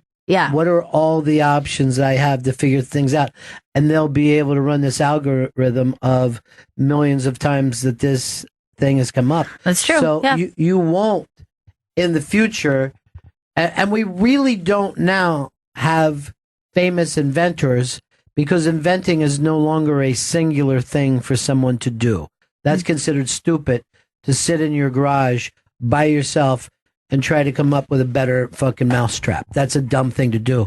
You want this hive, everybody's solving problem after problem. Steve Jobs was a person who managed problem solvers more than being a problem solver. No, you're still just a fucking CEO. You know what I mean? Just like a guy who manages a record company or a movie company can't exactly write songs or whatever. He's just a manager. And maybe someday we'll have the management app where any application could manage a company full of people. Yeah. If you think about any problem that you might have in your life that might like cause you to do, like that you would have to research. Okay, let's say you're buying a home, or you're looking into what is the best school for you, whatever that thing is. If you had the opportunity to have an algorithm that was prepared to you, saying, well, we crunched the numbers on this, and this would be, you have 72% success possibility if you do this route, probably only a 35. If you had something that you would be like, oh, this is great. Yeah. Okay. Now I have all the answers, or at least I know my percentages. Like, it's true. You probably would rely on that like immediately if that was given to you. I mean, we're already doing that with Wall Street when they look at stocks now. It's now computers looking at deciding whether this stock, which stock has a better chance of making it. And that used to be, a dude sitting there until another dude came up with the idea of, hey, this thing that I'm doing over and over, this is the math on it, this is the plan. Now you're going to be able to meet people and decide, should I be their friend or not? Yeah. Based on an app that you have on your phone. Seems like this isn't going to be a successful union between the two of us. Sorry, I ran the numbers on this. Something terrible about you. You're not good for me. And then you look at it, it just says I'm white. God damn it. When Chris grabs his papers, that means I have to read something. There's a little OCD we both have. Why don't I ignore him? And he used to give me the big break sign. And now he just goes over and picks up the live read because he knows I'm going to say Ring's mission is to make neighborhoods safer. Today, over 1 million people use the amazing Ring video doorbell to help protect their homes. Ring knows home security begins at the front door, but it doesn't end there. So now they're extending that same level of security to the rest of your home with the Ring Floodlight Cam. Just like Ring's amazing doorbell, Floodlight Cam is a motion-activated camera and floodlight that connects right to your phone with HD video and two-way audio that lets you know the moment anyone steps on your property. See and speak. The visitors even set off an alarm right from your phone with Ring's Floodlight Cam. When things go bump in the night, you'll immediately know what it is. Whether you're at home or away, the Ring Floodlight Cam lets you keep an eye on your home from anywhere. Ring Floodlight offers the ultimate in home security with high visibility floodlights and a powerful HD camera that puts security in your hands. With Ring, you're always home. Save up to $150 off a Ring of Security kit when you go to ring.com/comedy. Ring.com/comedy. That's ring.com/comedy.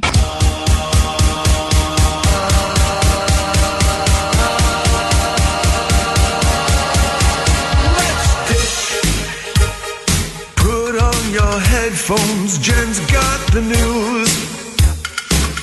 Let's dish to the gossip they're saying on the radio. Boom, boom, boom. The Let's Dish segment is brought to you by Dish. Dish listens when no one else does. Dish tuned in to you. To learn more and sign up today, call 1-844-CALL-DISH. Go to dish.com or visit a local retailer near you. Ooh. Dish. It's dish time. You know, I like this segment because I don't know enough dishes, so I normally find out more, but I do have a dish myself. Oh. Mike Zito is going to be in town. He's going to be at Daryl's house in Pauling, New York, October 25th. I've always wanted to go to that bar, too. And on October 26th, they'll be at Sellersville Theater in Sellersville, PA. Great place. On the 27th, they'll be at the Bolton Center in Bayshore, New York. The 28th, the Upper Room in Albany. And then on the 29th of October, he'll be at the Iridium here in Manhattan. Nice. Let's everyone try to see if we can guess where he is in Albany, because I have no idea what he is. Is that the one that sounds like Up Boom? That one? Up Boom. The Upper Room. Okay, that's an actual The easy upper thing to room. know. Okay. I thought he was at the Up Room. Yeah. I thought it was Boom. A Boom. So let's dish, Jen. What do we have? Well, Faye Dunaway, she's been known to flip out. Ooh, Faye Dunaway. Ooh, a Faye Dunaway dish? Yeah. This is quite unexpected. Anyone ever know who she was married to before? Was she married to... No, actually, I don't think I realized who. Peter Wolf of the J. Giles Band. Oh, that's awesome. Oh, wow. Didn't last long, but when it did, fiery. Fiery. Well, she's a little firecracker, I guess, because she was she was like flipping out when she went to get her hair done, and she was getting extensions put in, and her bill came out to $3,000. Holy fuck. I don't blame her for freaking out. And she said that she didn't know how expensive it would be going into it, and that she would only pay half. And then That sounds fair. $1,500. You can't make up your own prices. Yeah, though. she can't do that. Now, how long would it last, like, you get your extensions? Extensions last a long time, especially, Okay. I mean, $3,000 one. It would last her like a good 8 months to a year. That Wow. seems reasonable. It does. I mean, I was shocked at first, but Yeah. I guess. But the problem is, she said she went in for a quick touch up, and then they, decided to put extensions in her hair without telling her the price. Oh, yeah. I mean, you got to make people aware. It's $1,500. Haggle with them. Yeah. Just Calm them don't down. freak out. Say you'd like to do a couple of commercials for them. I go get my hair extensions at the Up Room in Syracuse. But I do like, she's like, I'll give you half. I mean, I'm upset about it, but I will give you half. Let's meet halfway here. No, $3,000. Oh, that's pretty good. Extensions! That's a pretty good impression. She's very particular. All right, good one. Well, I have a new couple on the market. Ewan McGregor and Mary Elizabeth Winstead. They were just seen in a TV show together. Fargo. Wow. Yes, they were in Fargo, season 3. Yes, he. They're a very attractive couple. That is a handsome couple good for looking. sure. She came in to do the show a couple years ago. She'd done this small film, and I mean small, right? And I said to her, "You're going to get nominated for an Oscar." She goes, "Thank you, but I can't see that happening." She was nominated that year. Oh my God, you Yeah. called it. Yeah, I called it. She was really great. She played an alcoholic, ex-drunk school teacher. Which I loved her in Fargo. I thought she was so She's good. great in everything, man. She's one of the best actors today. And Ewan McGregor? Come on, you're not going to go wrong there. They played twins. They played twins. Which one is she dating? Hopefully the richer, not too shitty. Wait, she did date him on that show. She dated the shitty twin. Yeah, she dated the shitty twin. I forgot And they that were 'cause very- she was way too hot for shitty twin. Oh, yeah. How did I It be didn't honest make here? any sense. She's too hot for Ewan McGregor. I know a lot of people like him. I have always been a big fan. I find him very foxy. I pray that God forgives him for Trainspotting. His best film. Now, he's got a lot of great roles. He's a He great does, actor. yeah. Well, those two, no. Is there anything sussy behind it? Were they both married at the time? Yeah. Well, they both split from their spouses in the springtime, and he was married to his wife for 22 years. Yeah. So that's and then why he it's did big. the movie in the winter. By the spring, he's like, we split. Yep. Now you're wearing the fall. Oh, I just found out. Just found out I like that person. That woman from 10 months ago, I Yep. like.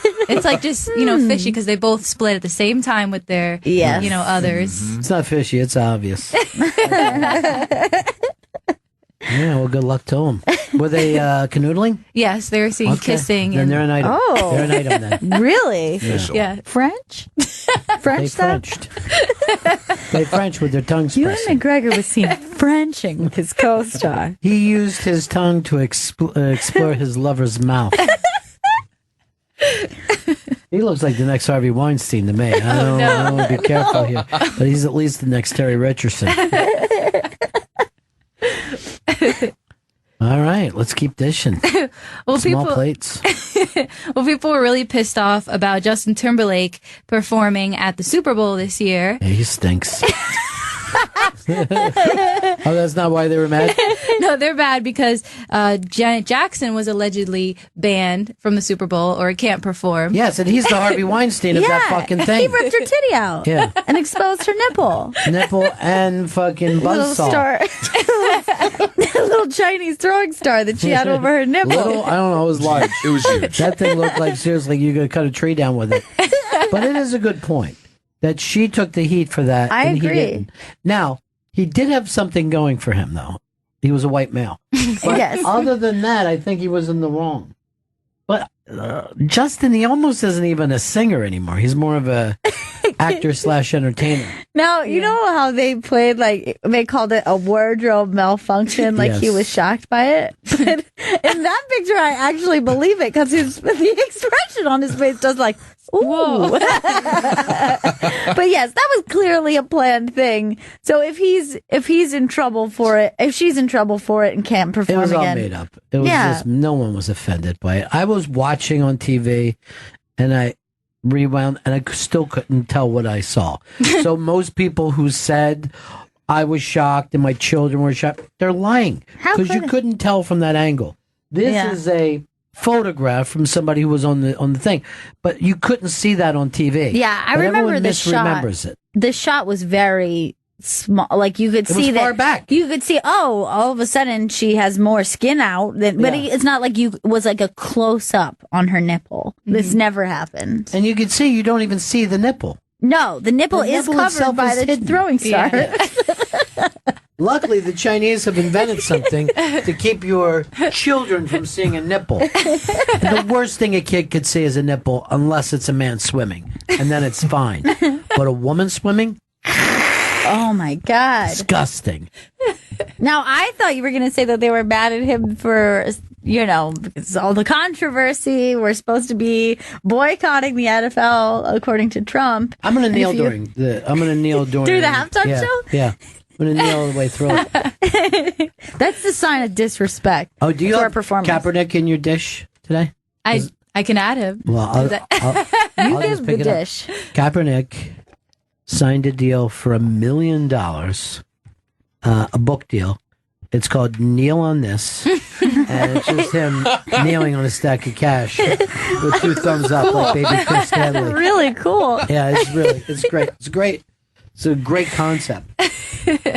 I would love to just work on concepts for covers, both albums and paperback books. You would be good at it. I think I'd probably be the best that's ever happened.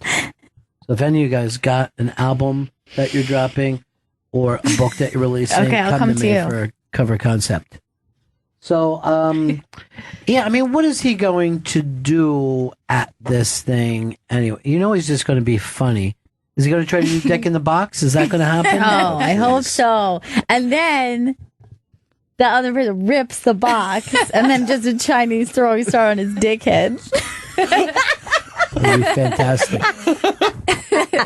I hope he does suit and tie. That's what I got my suit and... Stop singing about your wardrobe, dude. Is he bringing sexy back this year? Is that going to finally happen? I hope so. He has to. He has to. It's been such an unsexy And year. is he going to do the thing with having the black valet, with the mirror? Or is that not 2017 enough? You know what I mean? Right. Because Prince could get away with it. Sure. But not this way, fucker. Is he going to cry like he did on Punk'd? That's my stuff. Shut the fuck up. They're taking a couch out of his house. Rock up. Rock the fuck up. All right, let's keep dishing. Corey Feldman over the weekend. Oh boy. He got in trouble for a misdemeanor marijuana charge in Louisiana. They said that the cops searched the bus and they found marijuana and prescription pills, and he was driving with a suspended license. He's driving his own bus? Who was he, fucking the mom from the Partridge Family? So you're saying he doesn't have a license to drive? That's great. That's a great tie-in. Guess who doesn't have a license to drive? Should have been the title for that.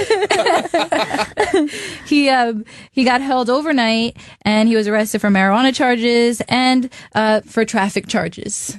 Trafficking marijuana. Leave Corey alone. Leave Corey alone. They won't be satisfied till that boy's dead. I know, it really upsets me. We've already lost to Corey. Was his angels there for him to help him through this? That should be their job. Yes.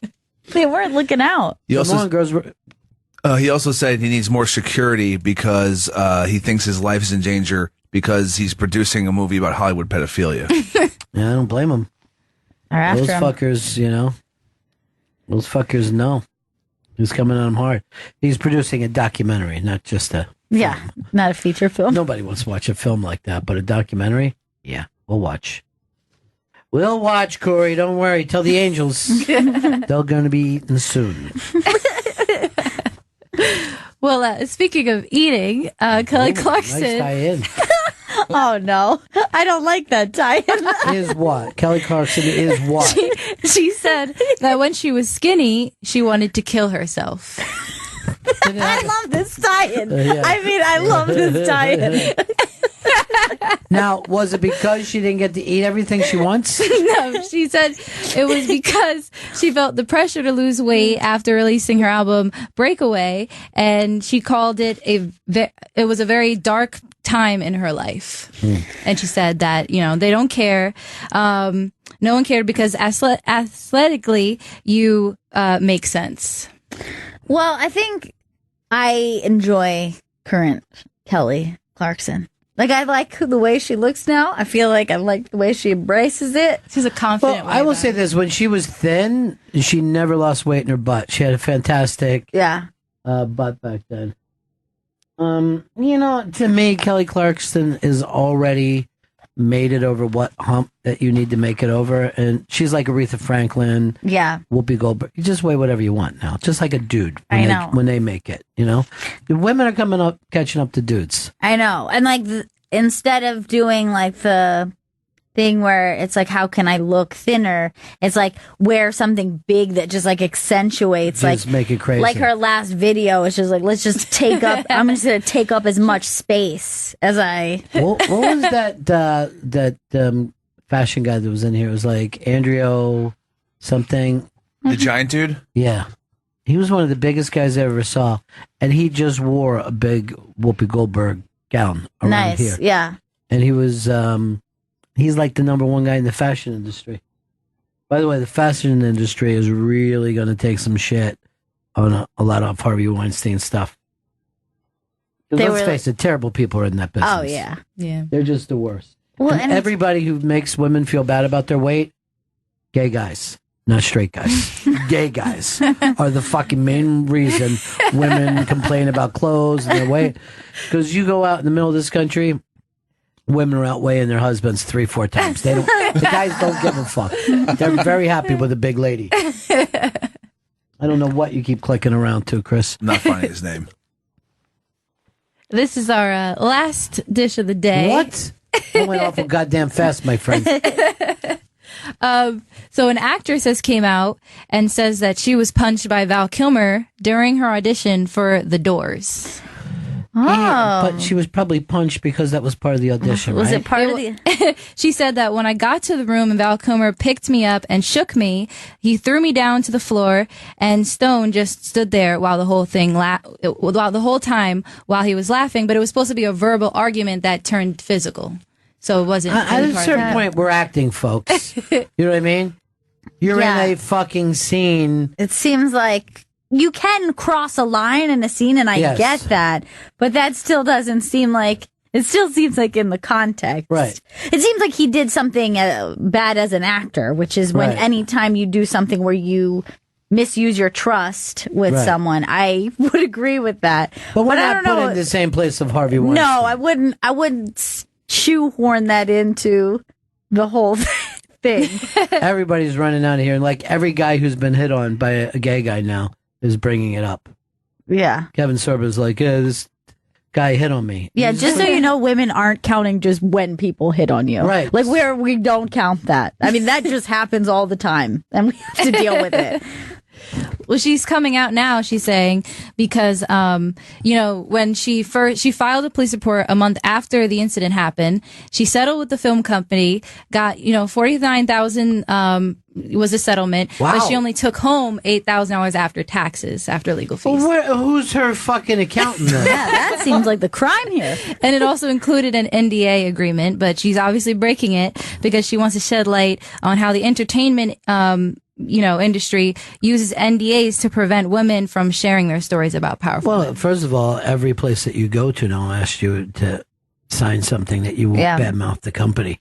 I don't give a shit where you work. you Yeah. know? And most of them are pretty preposterous and really strict in the whole Sure. like they have to They don't want they you- don't want to use it, but they Yeah. can use it if they want to. I remember, I think my early contracts were like, we can't bust the fucking general manager's balls or something. You know what I mean? Right. Like, whatever. Shut the fuck up. Why are you immune when everybody else is in the middle of this shit? Yeah. But you can be immune because you're somehow better? You know what I mean? He Yeah. didn't say like, oh, you can't talk about your fucking interns or producers, but you can't talk about me. The fuck is that? Me personally. You're telling us to be edgy, and then you don't want to be part of it, you fucking pussy. There is a little pop singer dish that's out too with Selena Gomez. She was spotted hanging out with Justin Bieber while her new boyfriend, The Weeknd, was on tour. Justin Bieber went over her house. I mean, yeah, with a bunch of friends, but but it's a little weird that they're hanging out without her boyfriend, even though allegedly her boyfriend's cool. Wait, they're both Gomez's though. Are they related? No. All right, there she is in the most unflattering fucking tracksuit I've ever seen in my life. What does she got on her feet? Her dad's slippers? Oh my god, I do not. I feel like loafers. I've been feeling very turned off by shoes lately. I've been seeing a lot of weird design shoes that I'm not They're feeling getting anymore. These are Venetia blinds that are just wrapped around her. Those are very weird. Now, so Bieber never, he likes her, right? Still. Yeah, it's still a thing. I never saw Bieber's stomach thing. I saw his tattoo. Yeah, the bad headlines, but I never saw. I didn't see it. He got a gut tattoo. Yeah, it's He's very tattooed. Yes. It's a Paul from Big Brother type tattoo. Yes, like a big Gigantic eagle on his torso. That shit doesn't come off, man. You're just stuck with that forever. You're not going to always have a tight stomach. You're going to be a fat guy with a fucking stretched out tattoo. Is the bear and the lion also new, or is that always there? That looks like a different artist. I don't even see the bear and the lion. On each titty. Oh, He's yeah. got- It looks like he's trying to cover those up. yeah, and then the bottom, a bear, a lion, and then just a belly full of eagle. But maybe he's an Eagles fan. Here's I don't the know. thing. He's Well, getting excited. Everybody is now. The bandwagon has started. I'm not even letting Johnny know that he's 5 games behind. That's never happened. It's early in any season. But for a guy who's like born again Jesus, this is kind of satanic looking. You know what I mean? Yeah. It looks like the gates of hell have opened up. There's a weird skeleton in the bottom left corner, like right above his hip bone. Is he one of the Hillsong? Yeah. He is, right? He's one of Hillsong Blues is the name of it right now. Hillsong Church. Yeah, be careful out there. It's an ugly tattoo. Yeah, it's I don't terrible. like it. It's fucking stupid.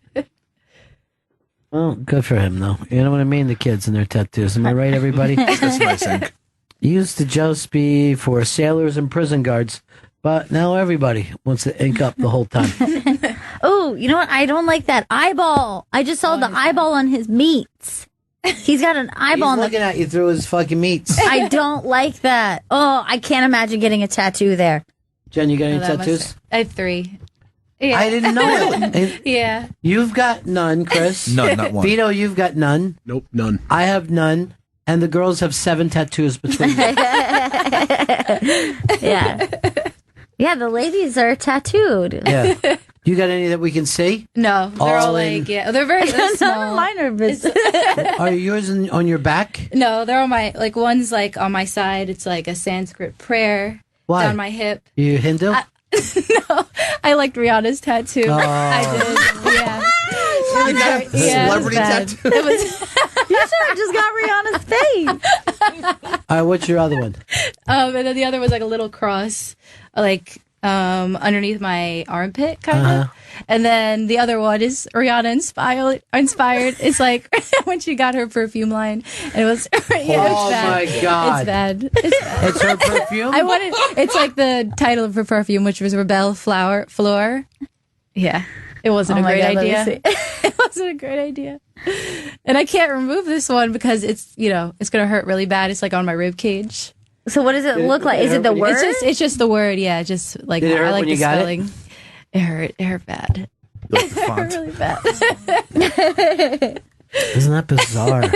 The girls have 7 tattoos, the boys 0. I'm proud of you guys for not getting tattoos and not giving in to this fucking stupid, trendy thing. Thank you. Well, mine are also all Rihanna inspired.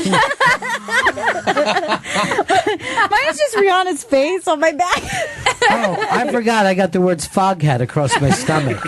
Oh, and on my ass it just says "fuck Chris Brown." Did she have that? No, Oh, that would be 'cause great. that if she did. I know he beat her up. I thought maybe she was rebelling back. And everyone always forgets Jay-Z was ground zero for that. Like, fuck this Chris Brown guy. Mm-hmm. Yeah, he hates Chris Brown. We all do it. Yeah. Dick. I'm actually going to his concert tonight. What? If you love Rihanna, why would you go to a Chris Brown concert? I know, it's so. I hated him for a long time, but now I feel You're like over it? I watched his documentary on Netflix that just came out, and it made me tear up a little. And I Did realized his he's a really documentary great say performer. I beat Rihanna? He did talk fucking about really it. bad. He beat the fuck out of her. Like, he Yeah. didn't just smack her around. No, he was it was trying bad. to fucking crush her Look, face. if it was just like a whack, I'd get over it. I'm gonna be honest. Like, look, we all get angry. Yeah, we all hit each other. He beat the shit out of her. Yeah, he did. He fucking... Poor, yeah. like pretty little Rihanna. How could he do And it that's to not her? the only woman he stumped. No, it was. He fucked up quite a few. Hopefully he'll get to Jen tonight. Hopefully. Then you'll be singing a different tune, won't you, Jen? supporting. Who are you seeing tomorrow night? Harvey Weinstein? Oh my God. You're a traitor to your gender. I know, I'm upset about it. I'm upset, but I hope he comes out there on his fucking trampoline, whatever that thing that he does. Yeah. He does martial arts. So What? yeah, he does. He's gonna do martial arts on stage. Yeah, his Then last he's going to do it to concert. Rihanna. He goes, we're going to get her next time. He does that too? He does, yeah. So, like, because I know Kendrick does that. Oh yeah, yeah. So is this just a trend now? Well, he's been doing it Let's for not years. forget who started it. Mr. Elvis Presley, Diamond Dave Lee Roth. Everyone thought that they were silly. Now look at them. They're ahead of their times. They're cool. Yeah. When Elvis just started acting like he was doing karate moves on stage in his stupid fat jumpsuit, it was the greatest thing that ever happened. Because none of it looked like there was any power. You know what I mean? It looks like if Chris started shadowboxing right now.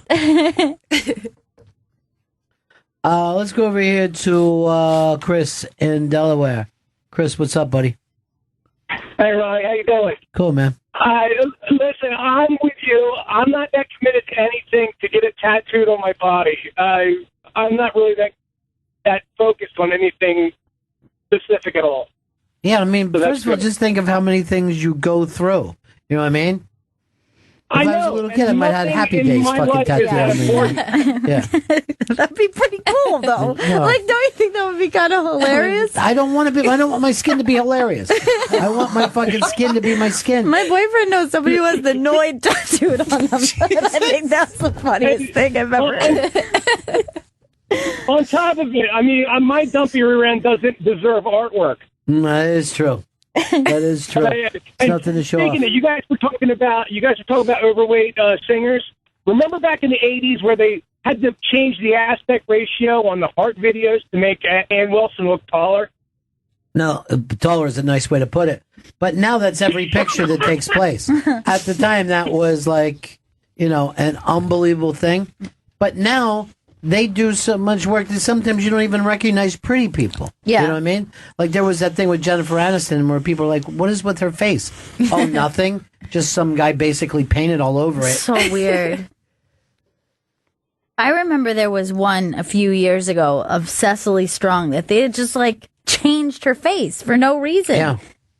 And that's not her. I mean, she was, especially She's at on that TV point. every night. Do we know what she looks like? Yeah. It's just like, that doesn't even look like her. It didn't even make any sense why they would do it. Well, I think the talking heads were right when they said stop making sense. You know what I mean, folks? I think they were basically on. I got a girlfriend.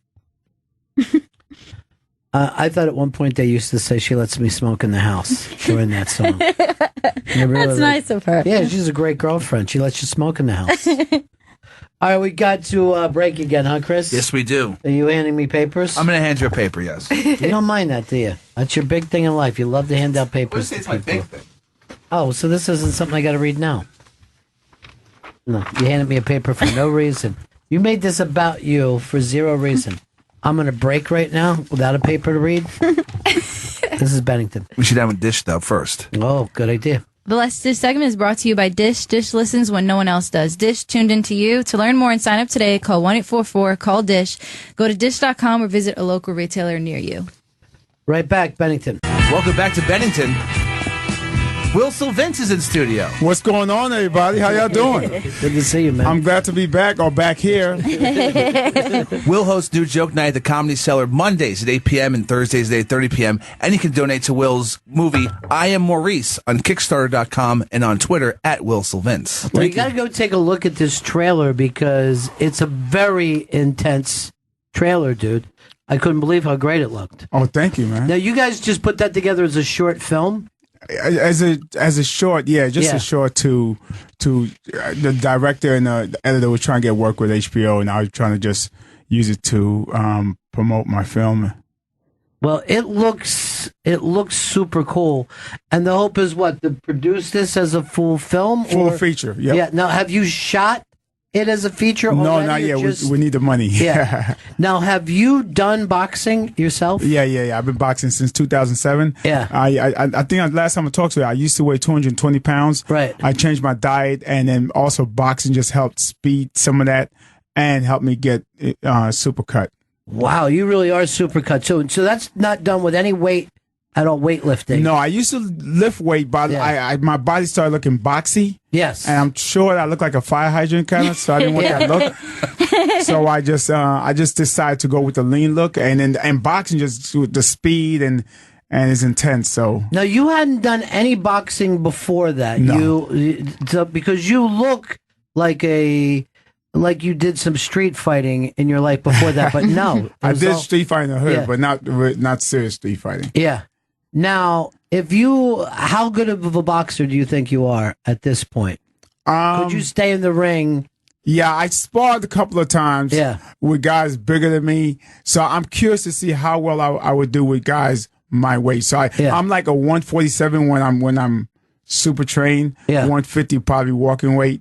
And so I've been sparring with guys like 170, 180, even 200 pounds. Well, so I'm curious to see. I think I could do it. I wanted to show you a picture of what I used to look like when I was 220. Wow, would not even know you. Wow, that's a would huge not even difference. know you. You look like a guy who's naturally thin. Like, you know how some people could go, oh, I could eat whatever I want and I don't really worry. But you look like, but that's not true. Well, that's what got me to 220 because I used to eat whatever I want. I was living my life like I was going to die tomorrow. Yeah. And then I felt like I was going to die tomorrow after a couple of years. So I had to change that attitude. I had to change my attitude to act like I'm going to live tomorrow. And that's what helped me.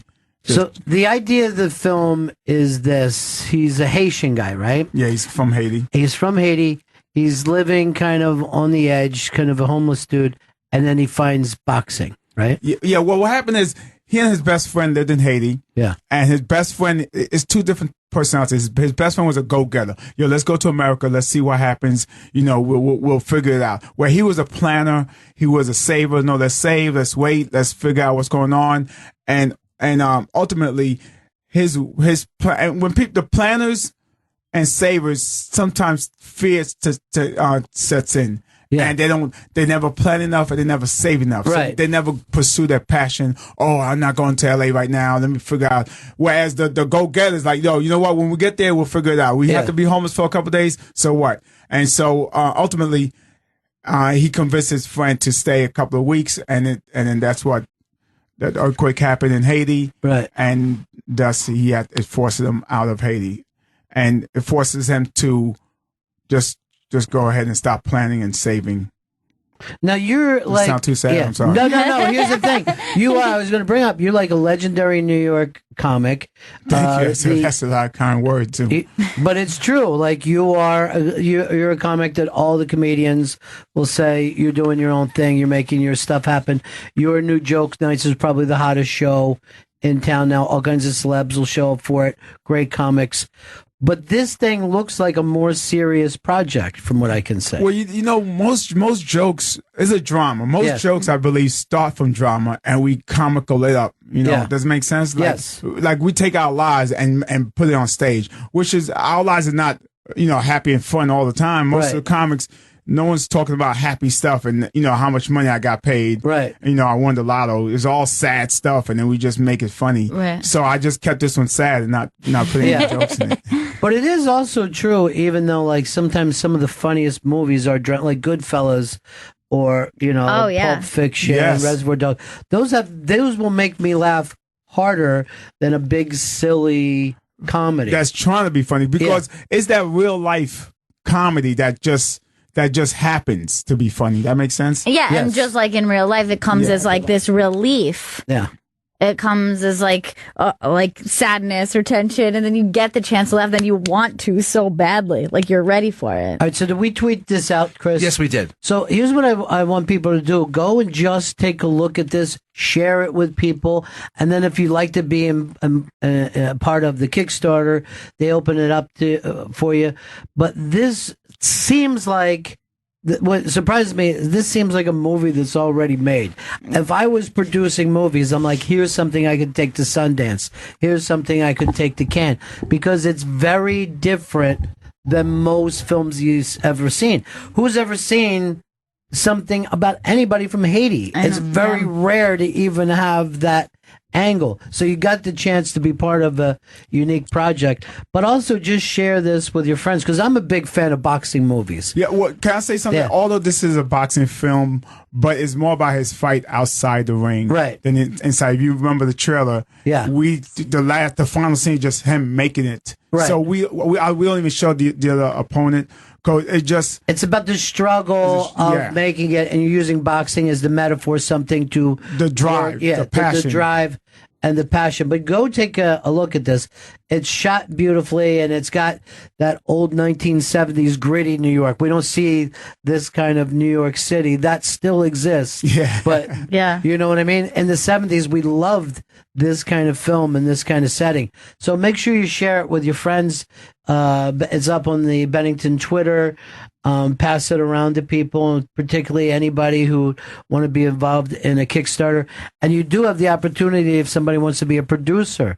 Oh yeah. There's a way to break into the film business. Yeah. Can I tell you something? Also, so I'm not sure you guys know how Kickstarter works. I'm sure you guys know, but the people out there, you just don't get money. You get something for your money, whether it's a T-shirt, whether it's a digital download of the movie. We had the Great Elk CD, amazing band.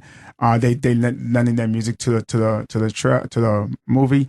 One of them is you get to be an actor. You get speaking lines in the movie. Cool. So you pay $2,500 to be in a movie. Chris Rock signed up for that one. Right. So Chris Rock is actually paying me to be in my movie. Now, so are you going to use some of your great comedy contacts to...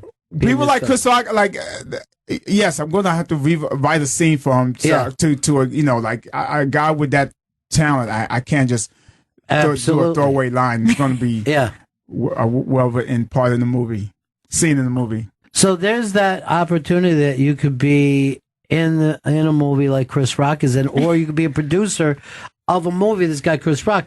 This is what's always great about when comedians get involved in a project like this, because you have so many contacts that you've made over the years. And, you know, the relationship between Chris Rock and Will is two contemporaries, two funny guys. You know, if Chris is going somewhere, Will might open for him or drop in at the cellar. So you have those kind of relationships that most people could never get. You know, if you were just trying to pitch something to Chris Rock. Well, yeah, there's that. But, you know, I don't even think of it's like, you know, when you work at the comedy club and you're around these people, it's almost like at first it's surreal, like, you know, shoot, Chris Rock is right here. Yeah. And then also then when Chris Rock starts talking to me, like we've been friends for years. I know him for years. Yes. Or like Robin Williams. I remember when I first met Robin Williams at the Comedy Cellar. He was talking to me for 20 minutes. And then all of a sudden in the back of my head, like, did we meet before? Yeah. Because he was just talking to me like we was cool and we was like kicking and going over jokes. And then he go, what made me realize that we just met, he goes, oh, nice meeting you, man. We should talk more. I'm like, okay. Yeah. You know? But you couldn't when you go around and see who he has things in common with, it's more likely going to be another comedian than anything else. Yeah. You know?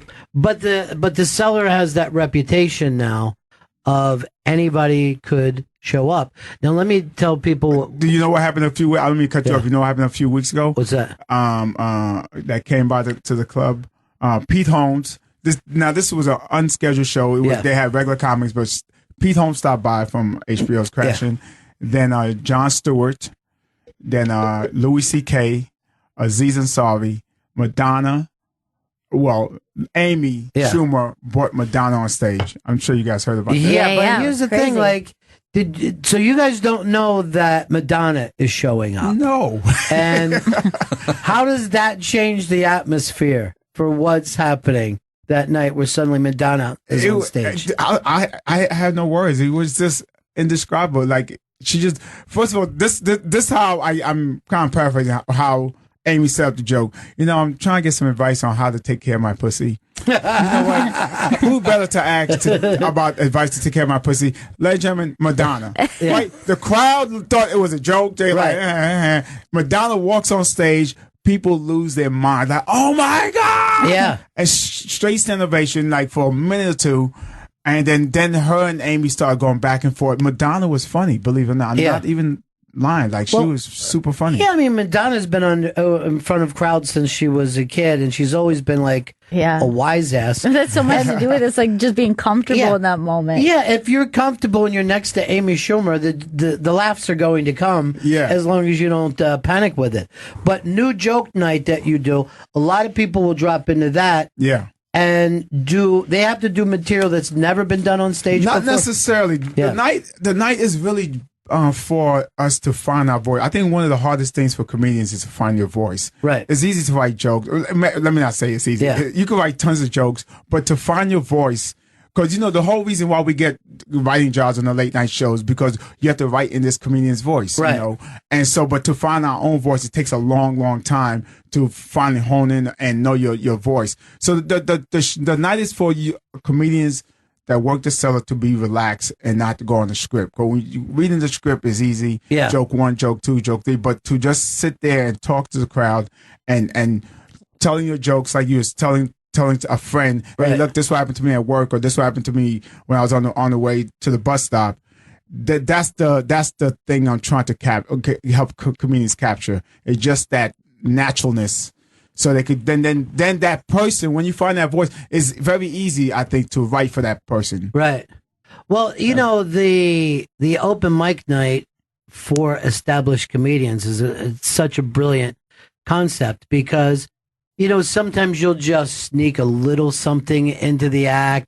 Yeah. Doesn't go as well because you have other stuff that is almost like cellular memory. You know what I mean? Yes. That you've done enough that you feel good about it. But breaking in that new stuff it's difficult even for people who've been doing it forever. Yeah, I would imagine it's got to be, if you know you already have just like weapons on you that will work. It must be really difficult to go, and then I'm going to expose myself, and I don't know how it's going to go. But sometimes when you're doing a regular show and you're killing, and you're like, man, I should do a new joke now. You know what? I don't want to ruin this. Yes, right. There's always Let me just keep on, like I'm killing it. You know, me as a comic, I tend to drop new jokes when I'm bombing because I ain't got nothing else to lose. You know what? I'm already down. So, you know, hey goes some new jokes. And usually those new jokes is what kill them. And I'm not sure it's because they're new or the unawkwardness of telling them for the first time. So the new joke night, yes, comics are encouraged to do new jokes, but you could do. To me, I think even old jokes, as long as they weren't on TV on a special, they still new because you could add new parts to it from a different perspective or different look on it, or switch the punchline and say it spells she smacked her. I smacked her. See how it works. Yeah, see how it changes. I'm not no violence on women. It was just quick thinking. Chris, keep plugging along this too, because I want people to see this. Will Sylvince is in studio, and we'll host New Joke Night at the Comedy Cellar Mondays at 8 and Thursdays at 8:30 p.m. And you can see the trailer to I Am Maurice Will's movie on Kickstarter.com, or at Bennington Show has tweeted it out as well. Thank you, Chris. And when you just hear New Joke Night, you don't know what you're expecting, but some of the biggest comedians in the country drop into this. They could have a show on SNL. They can, but you still have the thing that you've got to work in new material. Yeah. Whose concept was this at the beginning? It was my concept from early on. I first posed it to Noam, the owner. He loved the idea. Esty was a little hesitant. She was like, who wants to listen to 10 minutes of what if they all 10 minutes is all corny? I'm like, I try to tell her, I said, I don't think we're writing 10 minutes of corny stuff on purpose. And then also I feel like comics, when they're going down too much, they'll pull out an old joke. Right. I just tell comics, listen, don't tell the crowd it's an old joke. So it could act like, hey, even look at the notebook. Let me try this one, and it could be old one. Y'all might not like this one, but But do you have guys that love this concept that come back over and over again? Most of the comedians love it because they don't have to. They could just be themselves. And then also, after they get off, I do some banter with them about this set, which is even funnier. Sure, because it opens up. I expose this joke. Hey, why did you, why you agree with Weinstein? I'm not sure someone said that. There's always certain people that will. We were talking about Bill Burr likes to dig a hole and then get himself out of it. Mm-hmm. So he will act like, Weinstein was right about a few, and everyone's like, oh, and then he proves why it is. He proves his point, which is amazing. Yeah. Who are guys that you still love to watch down at the Underground or down at the Cellar? Man, I'm such a fan of comedy. The list is going to go on. I mean, there's Dave Attell. Dave Attell came last to New Joke Night on Monday. Is that right? And he's another one that digs a hole and then his ad-libs will take him out of there. Dude, I was watching Attell not too long ago, and he would do these odd things. He would go, okay, let's do the horse joke. And then he would go in to a longer story. I'm like, the horse joke, you wouldn't even have known that it was like a joke. It's not like a quick joke. But he would just throw in these odd little things. And you're like, shit, that's brilliant. That's brilliant. And then he came off. He goes, I don't know. I wasn't happy with that. He always says that. Yeah. Yes. I go, you're nuts, dude. You're like, man, they suck, right? I'm like, were you on another planet? I think he wants to see people exploding before he's finally happy. Or you like Def Comedy Jam, like the black audiences, they explode. Yeah. Well, they just the Def Comedy Jam was such a crazy concept when it first happened. It was one of those concepts that people didn't see coming. And then they did that reunion thing. Yeah, Netflix. And it makes you remember how big Martin Lawrence was, because all these comedians that have had this huge success still turn around and look at Martin Lawrence like, that's it, man. That's everything awesome. I wanted to be. Yeah. Tracy's that way about him. Tracy, also, it shows you how also you saw that special on Def Jam, how amazing Dave Chappelle is. Yeah, it's ridiculous. This freaking Dave is like other level. It's crazy. Right? It's like, Dave is another one that he came to New Joke Night and he and I do a lot of banter. Just like Dave Attell, Dave Chappelle, because I love to I just throw stuff at them and they just make it into magic. Really? Yeah. I just throw whatever and just watch them create right there on the spot. You had to see it, man. If you ever come see Dave Attell or Chappelle, and when we're doing a banter, just because Dave will ask me, so Will, what's in the news or what's going on? And I'll just throw random stuff at him. Yeah. And he'll do like 10 minutes on this thing. You know, sometimes it works, but 9 times out of 10, it'll always kill. Well, I saw there was like a documentary, I guess, on the Cellar that True TV was running, and you and Big J had this thing going back and forth. Yeah, that's another one. Yeah. Big J Okerson is another guy who freaking, you could throw anything at him, and he'll, more so Big J, because sometimes Jay's entire set is all just ad-lib. Yeah. Right. And before you know, he's saying goodnight. I'm like, oh, he didn't even get to none of his, none of his material. Nothing at all that you thought he was going to get to. And there's got to be, with Jay, he's got to be the most likable person in the world because his material is not. You know what I mean? His material is stuff that you would think somebody should be a little angry about this, and no one ever is. Like, you're right. He does come off like kind of a sweetheart. I think that people just trust him to where he's going to go. I think it's the real him, though. Yeah. I think the real him is really a sweet, sensitive guy. No, I think he is he's a sweetheart. I'm not sure that's too much of a non-man word, but he's such a cool dude. Easy to talk to, and very smart, very intelligent. To be able to throw anything at a guy like that on stage, and he makes magic. He turns it to magic. You gotta be super smart. You gotta be well knowledgeable and well rounded type of person. Right. And you also have to not look like you're thinking. You know what I mean? Like there is this concept, because a lot of times you're like, well, that's we're doing this en masse. This week on the champion of the world champion himself. And when Judah is on stage, there's never a hurry with his crowd work. And it seems like, because sometimes you'll see an audience that's timid, really timid, and they don't want to interact. And he couldn't be more comfortable in that silence. He's not like, oh, I got to ditch out of this. You will never see him go like, okay, this isn't working, I got to drive. It seems like he goes further and further and further. It's like he is the world champion. Yes, he is. He's oddly the world champion. Chris, I want to keep these plugs going because I want people to see this. It's really shot great, and you can feel the tension in the clips that we have here. Will Sylvince is in studio, and you can see the trailer to his movie, I Am Maurice, if you go to @Bennington Show on Twitter. It's a top tweet on there. And we'll host New Joke Night at the Comedy Cellar Mondays at 8 p.m., Thursdays 8:30 p.m., and on Twitter @Will Sylvince. Now, you can click through there or go straight to the Kickstarter page, right? Yes. And that's what? That's just go to Quickstarter.com and search I Am Maurice, but the link is also on @Bennington Show. Now, make sure that you watch this, you send it out to your friends. Now, the director of this, how did you two guys hook up together? Well, the director, the short, I got another director for the movie, but the director of the short, he and I invited him to the boxing world, and I had all these ideas of shooting these boxing shorts and movies, and he also had ideas, and he came up to me, and he had this idea, and I came up with him with this idea, and we just collaborated. And so it was Liam and Jason, they're the ones who actually put this together and made it happen. But the movie, me and Brian Kennedy, we wrote the movie, and the movie is like we actually wrote another movie, another boxing film that had nothing to do with a Haitian guy, and anything. It was just completely different.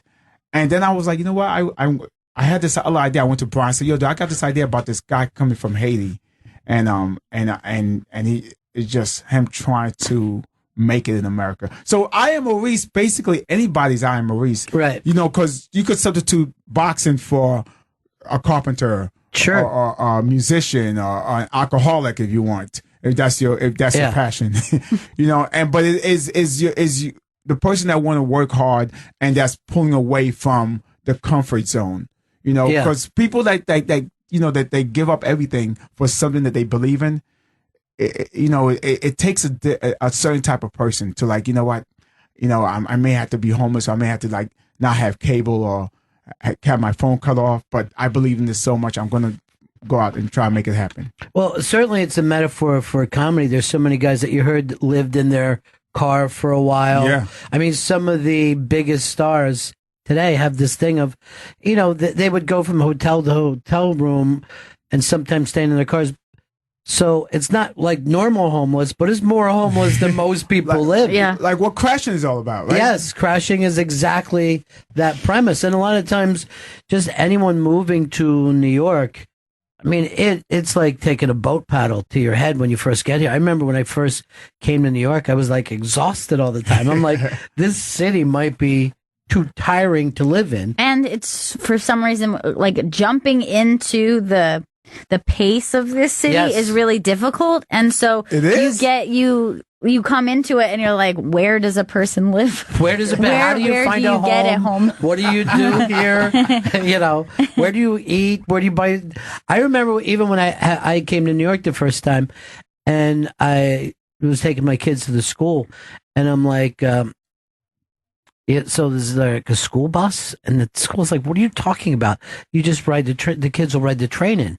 I'm going to train by themselves, children on a train by themselves. It's so different from the suburbs. Everything felt shocking to me. And then one day it just feels like, okay, this is where we live. Hold on. You say you got a problem with kids riding the train by themselves, but down south, kids go driving at 15, 16 it's years very, old. very true. That one feels normal. Yeah. A child driving around 16, you're like, Bye. of course, there you go. Take that giant machine down the highway. But and here we go get on that giant machine with 600 strangers on the ground. Yeah. It's underground, so I won't be able to contact them.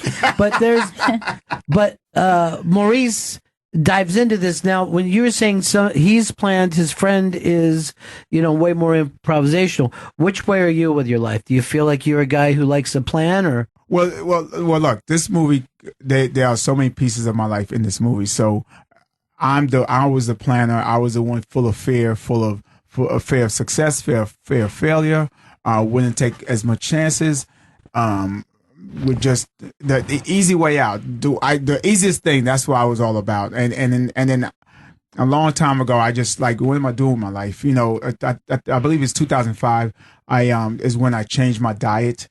I gave up fast foods first, then I gave up all soda beverages. I never drank, I never did any drugs, but I just slowly but surely started changing.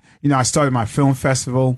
I'm not sure you guys know, I created this film festival. NBC co-produced it. NBCU Short Film Festival. This is our 12th year doing it. I can show you the amazing short films on there. And then I started writing. Me and Brian Kennedy, we met, and we just started I just started writing all these films, and instead of wasting my time playing video games, right. I just started investing more in myself, in my health, and just started caring. Yeah, that makes sense. And that was and one thing just led to the next. You only gave up one thing at a time, or you started to make one small change. Yeah, because what happened was from 2001 to 2005, I try to change my diet. Dieting is one of the hardest things to do. It's easier to move from New York to LA, than to change your diet. Because we've been eating this way all our lives, and we're so used to textures and tastes in our mouths. So it's just very hard. And plus, they put drugs. I call it drugs. They put crack in foods now. It's hard to give up these foods. I remember I bought a family-size Oreo cookies. Big family. I'm like, this is gonna last me for a good month. That afternoon, I was down to my last Oreo. I'm like, who ate all my Oreo? But I was living by myself at the time. But isn't it true that you're at least going to have a sleeve of Oreos anytime that you start to eat it? You're just like, not even thinking about it. Not even thinking about it. You do it, it's the back of your head, it's going down. Before you know it, I got to go get some more Oreos. Yeah.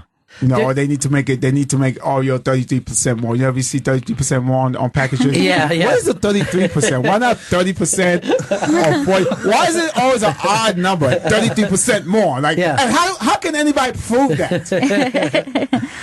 Well, the other thing too, when it comes to food, is like when you're eating certain foods, you never get to that weird, almost drugged feeling that you get. So, like, enough salad will never make you feel the same way as like 3 slices of pizza, where you just start to get the nods. Yeah, almost. and like, I think another thing is you are, you become dependent on foods like that, and then you don't know how to satisfy yourself, especially if you wait too long. Yes. Like, there is a thing where you're like, if I wait too long, I'm like, I can't eat a fucking salad. I'm starving. Right, Like, your brain tells you, like, you need meat, you need bread, you need cheese, and those are the only things that'll make you feel better. But if you just take a moment to, like, slowly eat on time, do things like that, but, we don't treat ourselves well. What I started doing, I started enforcing these habits. So instead of waiting to eat, because when you wait that long, you do get hungry. You have mercy to your stomach. You're like, what, and you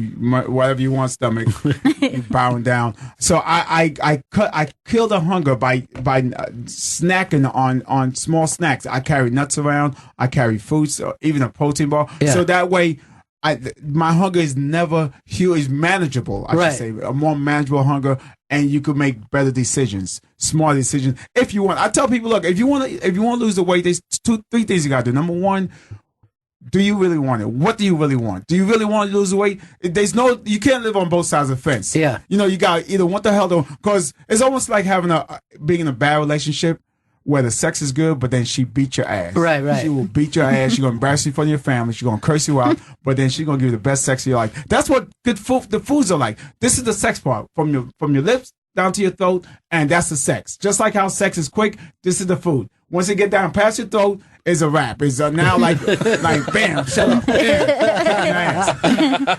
And so once you decide that's what you want, then I tell people, go arm yourself with information, because people think, I just give up a couple of... No, if you really know what these foods are doing to yourself, it's almost like when a country goes to a war with another country, they don't just jump, they don't just throw their men in there. They learn about their base, they learn about how many men they have, they learn about their Air Force power, and then they could better plot. So same thing with dieting and health and healthy living. Learn about these foods, watch a few documentaries. That way you're better armed with knowledge of what am I doing. Then the last thing is plan. You ever woke up and try to go to work and try to figure out what clothes to wear? Right. It'll take you a long time, but the night before, if you know what you're going to wear, you get up and you go right to work.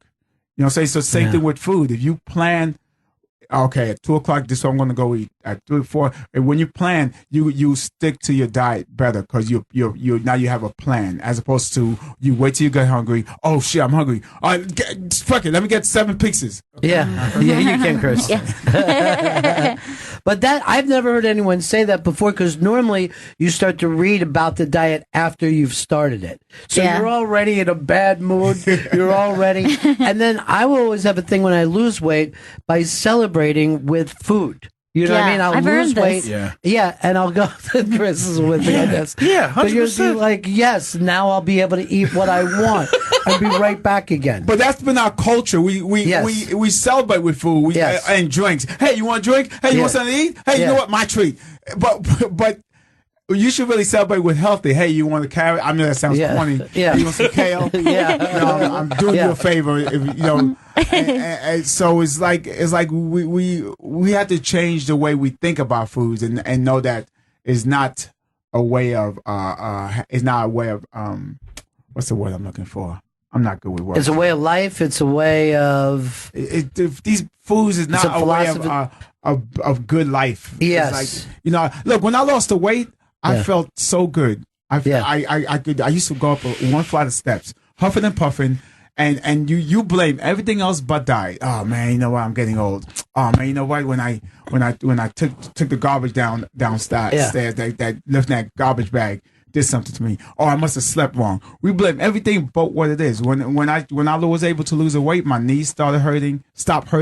I used to have this chronic back pain that came once a month. It was so bad. Even when I breathed, it hurt. And that went away. I mean, it's unlimited. I could go on to all these things, these health benefits. So you're saying there's another way to go up steps other than huffing and puffing? Weird. This is also new. Will Sylvince is in studio. You can see the trailer to Will's movie, I Am Maurice. We've tweeted it out at Bennington Show, and you can just follow that link to go to the Kickstarter on Twitter at Will Sylvince. And we'll host New Joke Night at the Comedy Cellar Mondays at 8 p.m. and Thursdays at 8:30 p.m. And pass this around to some people that you know, because people are always looking to break into the film business on other, you know what I mean? Like I've always known people that are like, oh, I wish I had produced one movie in my life, you know? And here's a way of getting involved in a project like this. You're opening the door, and Will has talent and plus knows all the talented people in New York City that come through, the people in New York City that he knows, that you know from watching major films and TV shows. He knows on a first name basis. He can tell you how we can put together this project. So check it out. I was very impressed. Very impressed in the way that it looked. It looked to me like when I really fell in love with movies in the 90s. There was just like one great filmmaker after another that would come out and make these kind of films like, oh, I'd never heard of that kind of story before. And as soon as I thought of like a guy from Haiti who comes to the States, he's got no connections here, and then finds himself boxing and starts to follow it, I'm like, that's a brilliant idea. That's a really original idea. Well, there's more layers to it. I don't want to give it away, but Right.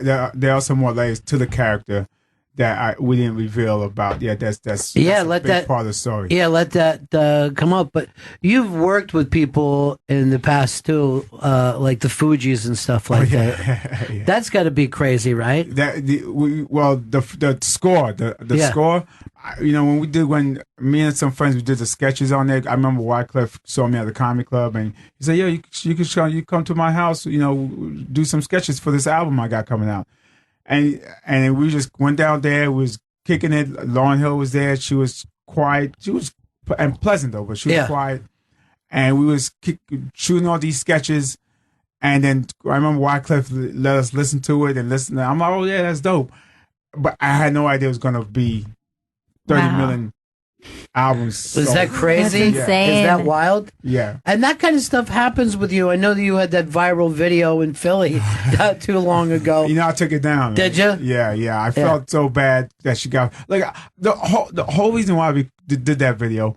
Because she was yelling at the cops. So did you see? Yes. Everybody saw. She was yelling at the cops so bad. I thought she was going to drop the N-bomb. I'm like, oh, shoot you. So I recorded after she was done. I'm like, oh, this video is useless. She didn't say the N-bomb at all. I can't use this. Yeah.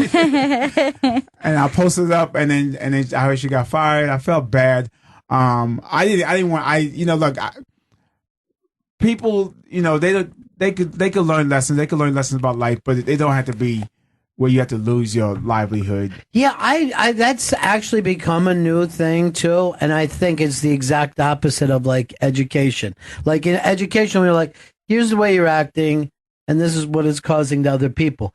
But as soon as you fire people or make sure they can't work again, they start to dig in more. You know what I mean? Yeah. They start to feel like the victim. This is gonna sound bad, but every time someone says something racist, I'm like, why are you firing him? And why is he apologizing? It's his opinion. Is it like, I feel like people have the right to their opinion. If you want to be racist, that's how you feel.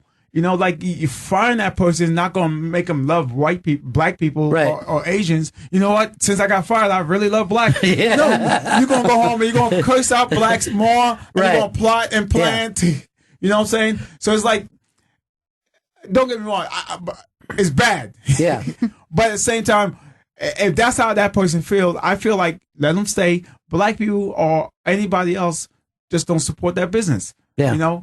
We could put our money elsewhere, but let that person have their job. To me, always the first interesting thing when somebody thinks in a way that you don't at all is to try to find out how they got to that point. Something in their life, their parents, whether it was a parent, a teacher, or sometimes people have one situation, right? A girl hurt their feelings when they were in 4th grade, and then they hate women forever. Or, a girl called them fat or 4 eyes or something. So they're always angry with women. Or Asian person cut them off in the highway. Yes. These Asians! Sometimes you'll find out that people, slaughtered 6 million of them. You'll find out what the reason is. But there's always they're following their own kind of logic, and you have to go way back further than trying to shout them down today. You know what I mean? You just got to figure out, all right, here's the stuff that you were thinking. Do you still feel that way? You still feel like it's that big a deal? Because I know some things even happened to me when I was a kid. I still keep them as super big. You know what I mean? Like a giant thing that happened to me that I think is an embarrassment or a humiliation. Yeah. And when it makes you feel small, that's it. Right. If you are made to feel small, or if you're emasculated, you hang on to that, particularly the younger you are. Yeah. And then you carry that around and you were like, I never want this to happen again under any circumstances. So I'm going to buy 2 guns. And I'm just going to, you know what I mean? Chris, I want to keep plugging this because Will's on to another great project. Will Sylvince is in studio. You can check out the trailer to his movie, I Am Maurice. If you go to @Bennington Show on Twitter, it's the top tweet. You click through. You can also go to the Kickstarter. And Will hosts New Joke Night at the Comedy Cellar Mondays, 8 p.m., Thursdays, 8:30 p.m., and on Twitter, @Will Sylvince. Chris, can you follow me around when I walk down the street? Dude, that would be great. Everybody needs a hype man. Everybody needs a Chris in their life. Chris is like, you would be the perfect hype man for any rapper that's happening right now. Because he got that cool voice too. Yeah, he does. It's not corny. Yeah. I'll carry weed and stuff for him too. It's fine. That was unexpected. That was an unexpected benefit.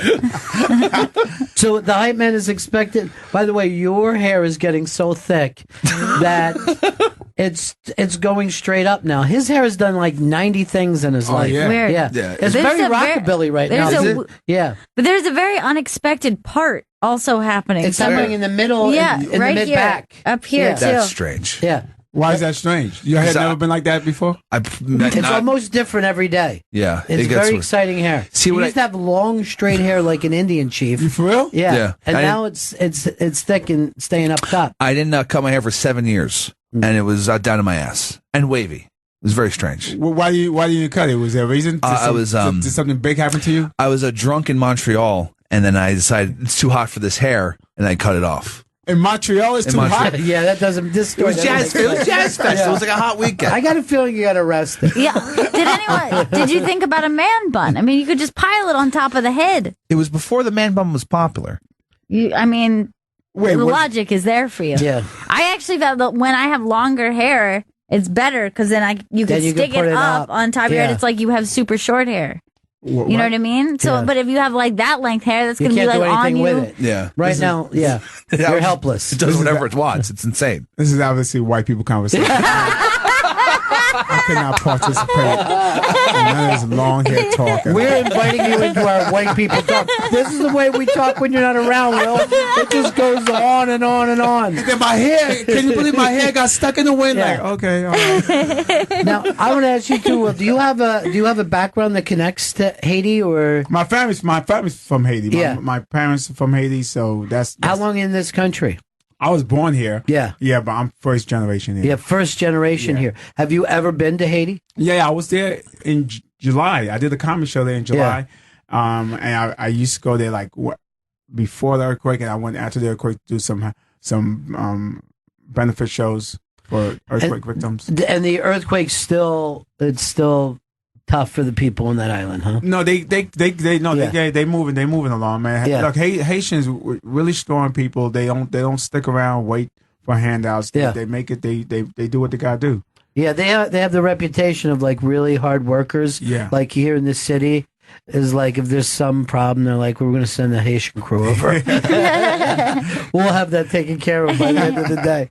But and now Puerto Rico is going through the same kind of thing. That one of these disasters hits, and it's just such a struggle to pull back out of it. And Haiti, I think, at one time was considered the most beautiful island on the planet. And then some kind of farming or sugarcane stuff that they weren't taking care of the soil properly. Yeah. And that's always been something that's stayed on a problem with that island ever since of just bad farming from the beginning. Farming and cutting down the trees. Yeah. And but I think it could all be reversed. I mean, I was watching this documentary of this guy who planted, not planted, but he had this company dump orange peels. Yeah. Thousands and thousands of orange peels onto this forest that they had cut down.